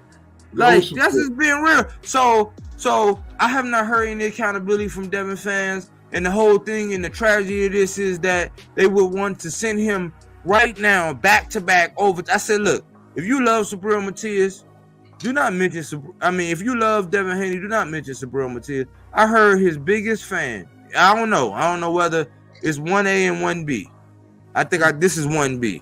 I think 1B said he would send Devin Haney over to Puerto Rico to see Subriel Matias. Now, I said, y'all don't care about Devin Haney. Y'all do not care about Devin Haney. I would not send him on that. And he's not as explosive as Ryan. Again, you do not care about that. Do not send Devin Haney anywhere near Subriel Matias right now. And the thing is, as long as y'all keep giving Devin Haney an excuse that it was the 3.2 pounds, just like, with Wild, it was the punch count, it was the long count, it was all these other things. The motherfucker could have counted to 20 Mississippi. Your ass wasn't getting up in that fight. You need to get a yes men around you, and some people that say, hey, look, man, I didn't see you negotiating the jab. I didn't see that when he was on retreat. You know what I'm saying? You was being aggressive and going to his body. I didn't see the footwork. I didn't see the adjustment. You came in saying that he was a one-trick pony and all he had was a left. And then right in the after-fight video, I could play the clip if I really wanted to right now, where the left hook surprised me. I said, yo, Rinka, how did the left hook surprise you when that's all you knew he had and he was a one-trick pony? Yeah, same thing he says about Matias. You was really the one-trick pony. So until the people around you that's holding your nuts, reaching down in your pantalones, gripping your cojones, tell you that you need to be able to negotiate a jab. You're not as fluid as you think you are. Like, you're not as skilled. Like, where was your tools? Like until they come around you and tell you what's really wrong with you, it's going to be the same result or worse. And Subriel Matias will send you up. He will send you up. He won't hesitate. He done dealt with the consequences of sending somebody Matias, else you don't need up. no refs. But Matias, you don't need no ref. You're getting KO'd or you're gonna quit. That's my message. That's my message to DHP. Until y'all want to be real with this man, I think I've been the only one being real with this man the whole time, saying I don't hate you, Devin, but you are not the bad guy they portray you to be. That whole Morpheus outfit is like, I don't know which pill you took, the red pill or the blue pill, but I know that blood got spilled and your cap got peeled. That's all I know. But like he was saying about running, nightmare. Close the South Loader and Pop and PR, man. Yeah. Look, like he was saying, that's all you got is that left hook. That's all you got. That's right. That's what you got your ass whooped. If you know that's all he got, why you got hooked with it? You got your ass whooped with all he had. Hook with a hooker. He was in there trying to hook with a hooker. That's a fact. No jab. I'm like, you known for a jab. But I told them, I said, with a person with smaller dimensions, out jab the jabber. Nobody wanted to listen. I said, he out power punch the non-power puncher. Yeah. He out total punch the total puncher. The only thing he didn't get over with was the body work. 49-9. I called it. I said, so, but the Tim Bradleys of the world, the Polly Malinazzi of the world, try to put me to shame. And I said, y'all don't know. I ain't never laced them up, but I'm not no fool. And until somebody be real with the man and keep giving excuses for him, he gonna keep running to that brick wall because he don't believe fat meat be greasy. I promise you, that's it for me, man. I'm done with it. I'm not gonna cook them all week. You know what I'm saying? I can go in on him. I can freestyle. I can do a whole demo on his ass. You just stated them type of dudes, Tim Bradley, the Malinazzi, them dudes, they don't have me on. If I'm able to communicate with them, I'll chop their head off. You heard? Chop it right off. Because nobody agreed with Tim Bradley today when he was on Homie, when he popped up on Homie's channel anyway, because he was making an excuse for Devin. It's no excuse, bro. It's no excuse. One, you ain't supposed to be at that fucking weight. Two, the nigga, listen. First of all, you the champion and you're the B-side. How the fuck did that happen? You're not even like, it's just a rap from there. You're the champion, you're the B-side. He's the B-side because he hasn't knocked nobody out in 5 years. He's not an exciting fighter. But he just has a title, a belt. That's it. So that's it. And then when it comes down to it, let's say y'all both really the same size, but you killed yourself to make the weight because you're the champion. Checkmate, motherfucker. I'm gonna feel till I'm comfortable. If I feel like I'm anything less than this, no, I'm good. And now the mind games begin. There you go. What I gotta say is he gotta fight his mandatory, and he fight his mandatory or he gotta fight Subriel, Tio, or Pitbull, and they all punch. So I don't know what he's gonna do. He's gonna fight Sandor. He's gonna fight Sandor Martin. Yeah. Probably that's his Sandor Martin, somebody who run and punch like him. You better stay away from power punching. Yep. You know what I'm saying? Yo, Pop, but the thing is, when you're gonna go undisputed, you're gonna get all belts. So he better leave that belt vacant if you don't want to get fucked up. That's if he even come back. Like, you know, that man like, on the low, if he goes up in weight, if he goes up in weight, on the low, you don't my want to nigga, see he boots. fucked up like Zoo and Fundora. He fucked up the same way as Zoo and Fundora fucked up. On the low. Look, his jaw broke. His jaw broke. Bruh, Psychologically. I've been saying this shit. I've been saying Hey, Pop, this you shit. didn't see this interview in the ring? He couldn't Listen even to talk. what I'm telling you. Listen to what I'm telling you. He looks like Freezer, second stage. You know when Freezer second stage in the edge, you know what I'm saying? He looked like Freezer second stage, and that got the mouth. He looked like he went to Beverly Hills, got some new lips. His jaws all swollen out, eyes all puffy. He got his fucking ass whooped, bro. Y'all peep game. Look, remember this. Ryan hydrated his face. Look, check this out. This shit is a mental game. He got his jaw broke. Now, that's shit gonna take a while to heal. It's never gonna be the same again. Now he gotta be mentally strong to see if he wanna get hit again. And that's the problem. You understand what I'm saying? So we'll see. He got minimum hairline fracture. Real talk. And the thing minimum is, if he could, and you still repair, you know, if he could still, you know, put his jaw to function, but your jaw won't resist. It didn't resist the first time. That was good. Now with the second time, it ain't gonna do nothing. The next time he get hit and he feel that pain, is he gonna want to get back up and get that? No, listen. Oh, he looked like he had an abscess, man. Listen. Sandor Martin can actually box. So you done got exposed against somebody that was supposed to just be a puncher boxer. And now you about to fight a real boxer who knows his ability. He's comfortable with his style. Y'all see how McComb styled on Barbosa? Yes, I did. Because he knew his style and where he can get off and how to be defensive and when to use his legs, when to throw his jab.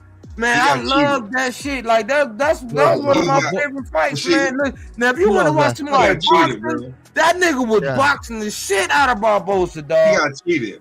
But see, here's the thing though. Niggas like, as long as there's niggas like Barbosa, Devin Haney, and Sandor Martin, niggas like that, they can, if they fight each other, they'll still be able to make it. As soon as they fight somebody that they cannot get away from, that's it. Yeah, but what I'm saying is, what I'm lining up is Devin gonna have to see Sandor. And Sandor arguably, man, who was it Harvey Doc? Or when he fought Tio? When Sandor, who ref that? Who ref that? I'm gonna have to go back and look at that. Oh, wait. But you can't, but he didn't be a count better one of the knockdowns. Remember, he didn't count one, and he was catching Tio because you know Tio come in without coming no jab. He just want to peek his head in their front door. Was it one or two knockdowns? It might have been two knockdowns. He didn't count. He didn't count. I think it was two knockdowns. He didn't count. And had he counted one of them, Sandor Martin would have won that fucking fight. But he won. Sandor Martin really won, but the judges rendered that Tio won, and because he didn't count the knockdown. I think he didn't count two knockdowns, dog. But if you're a Devin Haney fan, right, would you rather want Devin Haney right now to fight Teofimo or Sandor Martin? Teofimo might kill him, dog. Dog, it would be nut, man. You know how long they been kind of playing Tio. Now, I gotta caveat this. His last statement, that race shit, when he started playing that's when I get off the Tio plan. But when I judge from inside the ring, when Tio was up for a fight, he actually has the talent, because he actually has talent and skill. And It's just power. depending on where his head is at, depending on, and he boxes. He's the definition of boxing to your level of competition. If He you does ain't have shit, he does have power. T.O. gonna come out there like, goddamn. But if you that shit, T.O. will rise. That's why I want to see him in Tank. I want to see him in Tank. I said it for a while ago, but not to digress. Listen. Sandor Martin outboxed Teofimo. I think that right now, Teofimo against Devin Haney, that Teofimo Lopez will eat Devin Haney's lunch right now, man. Especially being shell shocked, and then T.O. wanting to actually really put the nail in the coffin. Now, if he come in there like a bull in the china shop, it's like, okay, he could, but I still think that at this point, given the weight, especially if Devin's still cutting down to 40, he ain't gonna have nothing to be able to stop T.O. because T.O. done went in there with some bangers. Josh Taylor and Devin Haney would be a scrap. As bad as we think Josh Taylor is going against Catterall, that would be a scrap. Like, listen, Devin Haney might want to go holler at Josh Taylor. That'll be a scrap. Devin Haney got to figure out what weight class he's going to be at on his comeback. He go to 47, he's food, dog. He's food at 40, dog. He go to 47 when the dimensions get taller and longer. He is food. Yeah, that's a fact. Imagine Styrones would bend him over in the private area of a jail cell and get extra charges. I like that dude. He rough. I'm just being real, but yeah, I'm done, man. PR, you got anything, man, before we close it out? Are we good? No, we not. Real fast. How y'all feel about Canelo McGee? Nah. I'm over Canelo, man. Yeah, I'm over Canelo too. Canelo, man, he just taking. You want to be the best, you got to be the best. You got to beat the best. Because they didn't groom. Listen. Because I like belts. I don't like that money shit. I like the belts. Listen, Dimitri Bivol exposed Gilberto Zurdo. He exposed Zurdo right after he exposed Canelo. They gave Bivol no credit. Right? Munguia, they done fattened Munguia up so much to where he done avoided the Charlos. He done avoided Boo Boo Andre when he was still, you know what I'm saying, a young man in his prime. He done avoided all of that to where now, even when Munguia loses, they're gonna say, "Oh shit, he went up against Canelo Alvarez."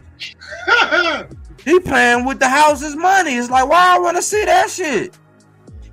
Because it's like beat Canelo and then dominate fashion and then get a big ass bullseye pointed on your back to where you ain't never fought. I mean, he did it at lower weights. He did something at 47 to that dude that Maul faced, Montiel. I think Montiel. He damaged him at 47, but it was different. But they groomed that, man. It's like, if you listen to Oscar, he's like, all right, man, hey, you guys, man, listen, man, I mean, Jaime Munguia, man, I mean, he had like 70 fights, man, and I think that they got to understand that, man, we got him to 70 victories, man, and I think that Canelo is the only one that he should be able to see. He faced Gabe Rosado after his age. Like, if Gabe Rosado, like 3 years, like 2.5 years earlier, Gabe Rosado might have been able to do something. He couldn't do nothing at that age. So, Gabe Rosado, Jaime Munguia, if you lose, you lost to Canelo Alvarez. Yeah. You got a big ass bag. If you win, you got a bigger bag. If you win, think about this, Loader. What happened? Think about this, Loader. What happened when you seen Caleb Plant? Like, cause to me, that shit looked fishy. Like, Caleb Plant was boxing the shit out of Canelo until that fake ass. He hit him. He fell down. He fell into the ropes. He got up. He stumbled over. I'm like, man, come on, the theatrics. Like, is this W? Like, what happened? It looks suspicious to me. You think so? That Canelo, Canelo Plant, like when he finally all I that, see. he got up, he leaned all into the ropes, and he I see when he finally. I seen when he finally connected with him. I didn't know if Caleb Plant was trying to like maneuver from the punch the way he leaned like that. You know what I'm saying? I don't know, buddy. But look, listen, I heard the message. Look. Hold you on. ain't heard it from me. Hold on. Before we leave, I'm gonna tell you this. I don't know. I don't doubt it. My stable mate, Iron Mike Tyson. The reason why he lost to Buster Douglas, because y'all should know he was on the verge of beating their heroes record, 49-0. And they're not allowing that. No heavyweight. I don't give a fuck what the deal is. So if y'all see him in the fight, when Buster Douglas got dropped, he put the ref pushed Mike in the corner. When a fighter gets dropped, the ref's supposed to be like this with his arms spread, holding this fighter counting. You understand what I'm saying? He had Mike in the corner holding Mike, giving Buster Douglas a chance to get up because it wasn't supposed to go like that. Because if Mike would have won that fight, Don King would have been dead, Mike would have been dead, all that. So that's what I'm saying. What I'm trying to say is about it, I don't put it past it. It could have been set like that, some old funny ass. No, because listen, I heard that they said that the Mexican mafia is, listen, I ain't even making no money, so I ain't even no real threat, cuz. But they said the Mexican mafia basically told this motherfucker, like, hey, you ain't winning this fight. It's the same look I seen on Cam Newton when he went out there against Cam Newton played the Broncos, and they showed that motherfucker coming out the tunnel, and they looked at him, it looked like he already lost the game. I said, damn, like, this the same shit since Seattle. Seattle lost to the Patriots, and he threw that pressure bust pipes. And if you don't got a team around you that's not way outside like that, you gonna bust. You feel me? Yeah. So I appreciate your body. I appreciate being on your platform, my nigga. You know how. Hey, you got to subscribe to the channel, man, and you know what I'm saying? Yeah, of course. Look, all you gotta do is let me know, baby. I'm coming right in. You know that. He's coming with that uppercut. No problem, but ain't no problem. I'm coming right in. Hey, Pop, you want to close us out? Man, make sure you get this body work, man. Yeah, of course, body work. Work. Yeah, and look, real fast. They got it twisted. They talking about kill the head, the body dead. No, kill that body and the head dead, because that body hurt. Do that. Roy Jones, man. That's a fact. Kill that body and the head dead. You heard? Y'all be easy, Lord of the Rings. Yeah. Real. Oh, really? All right. Best 140 is here. No, I got 5 on it.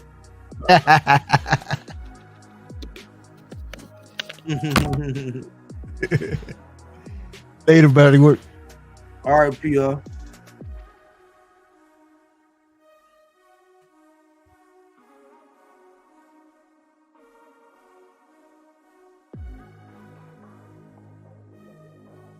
Yeah, so in closing on this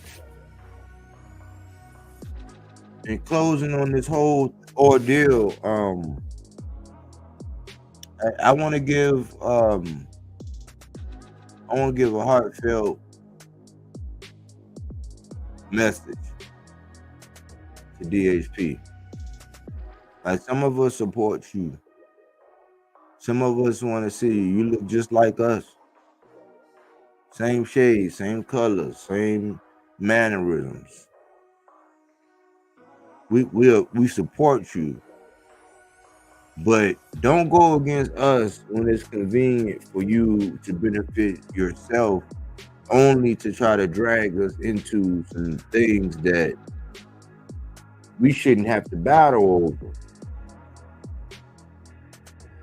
And I would think that if you were all a part of the word, and you want to identify as being of a certain sect of people, then it's a basic common rule is like, do unto others as to you want to be treated.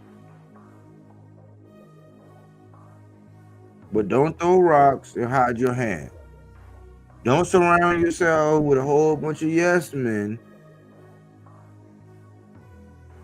who's going to agree with everything you do because they fear the consequences of you getting mad at them and this and that. Like, no, surround yourself with people like myself who will tell you, like, nah, man, you need to walk around with a phone in your hand, keeping your right hand up for 2 weeks.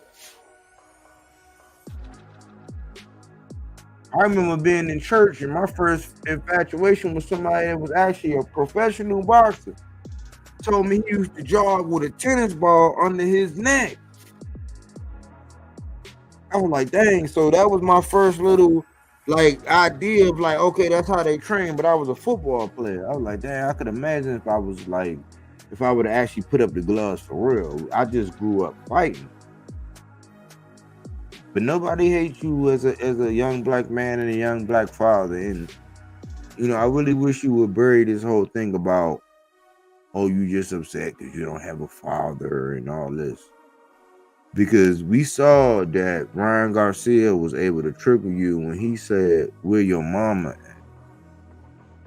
And you made it a point to make sure that people knew that your mama was in the stands the next fight. So whenever you tell somebody, oh, you mad because you ain't got no father, you lashing out because I don't think you really had what you thought you should have had in a mother. Tossing the psychology for dummies books at Ryan.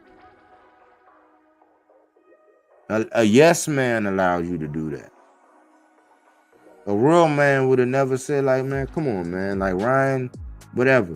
Maybe y'all are reading. That's what I've been telling all the analysts. I said, man, maybe y'all reading too much. You can sense it. You can feel it in the interviews when y'all interviewing these dudes that y'all are actually poking and prodding for something salacious. When a lot of y'all failed to realize the X's and O's. Ryan had a longer reach. He had a size advantage. He had a speed advantage. He had a power advantage. Meaning that whenever Devin Haney decided to attack, he was already in range. Whenever he decided to hit, he was already in range to be hit with a speed and a power deficit. I said, you ain't got to have laced them up. You ain't got to be Albert Einstein to acknowledge that. And then we also seen the behavior. I showed y'all at the beginning of this video where Devin Haney had an opportunity to fight Corey Stevenson or Regis Prograis a year before he actually fought Regis Prograis. And to qualify it by the same place that drives and dictates what pretty much what the Haneys do, because they know more about boxing than the Haneys. Like where it actually came from. So I actually showed you a checkmate to where they're driving them guys. They're misadvising them guys. They the one told them to take on this bad boy persona and be Dev Dollars and all the stuff that he isn't.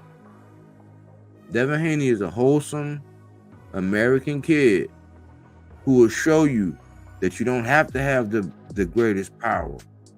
You don't have to have the best speed. All you gotta do is be smart and be more disciplined. Because what he's shown is that if he's smarter than you and more disciplined than you, he can use an advantage. Whether it be weight, whether it be inactivity. But as a professional boxer, he can beat you. Now that's a skill in itself. But in the sport of boxing, you cannot box without a chin or any power. You gotta have one or the other. And if you don't have it, the people around you have to ensure that you have 6 different ways you can get it done. From the balcony, from the roof, through the sewer, through the window, front door, ambush. You have to master all of that. But as long as you got people saying, oh no, it's because he didn't have to drain himself as far as you did. It's because he cheated the contract and he wasn't professional. That's not being real. It's not. That's them coddling you. You gotta have people around you in the lead up to the fight, because who am I? But 80% of this shit is mental. And in this whole thing, you was buying into everything that Ryan put out.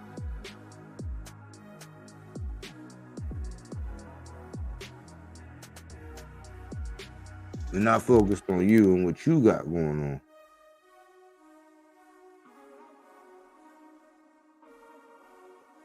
You can hang around people that's gonna make all these excuses and console you and tell you, oh no, it's okay. You know, you'll do this and do that, and just, you know, and the same people that's been lying to you, telling you that even though we haven't seen you against anybody that had any kind of advantage over you, that you were never number 7 pound for pound. By the very definition, you couldn't be. You never even faced anybody with a disadvantage. First time you do. Bada bang, bada boom. It's not hate. That's from an older brother, middle-aged brother, I don't know. 43-year-old, never laced him up. Been to Iraq.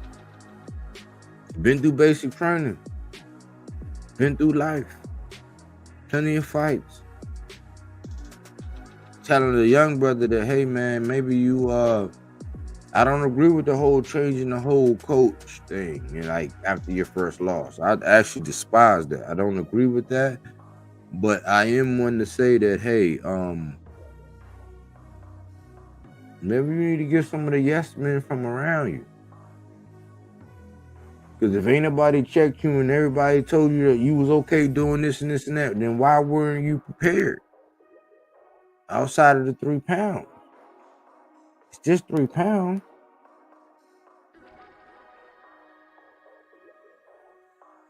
So skill for skill, you in a dark alley, it's another woman.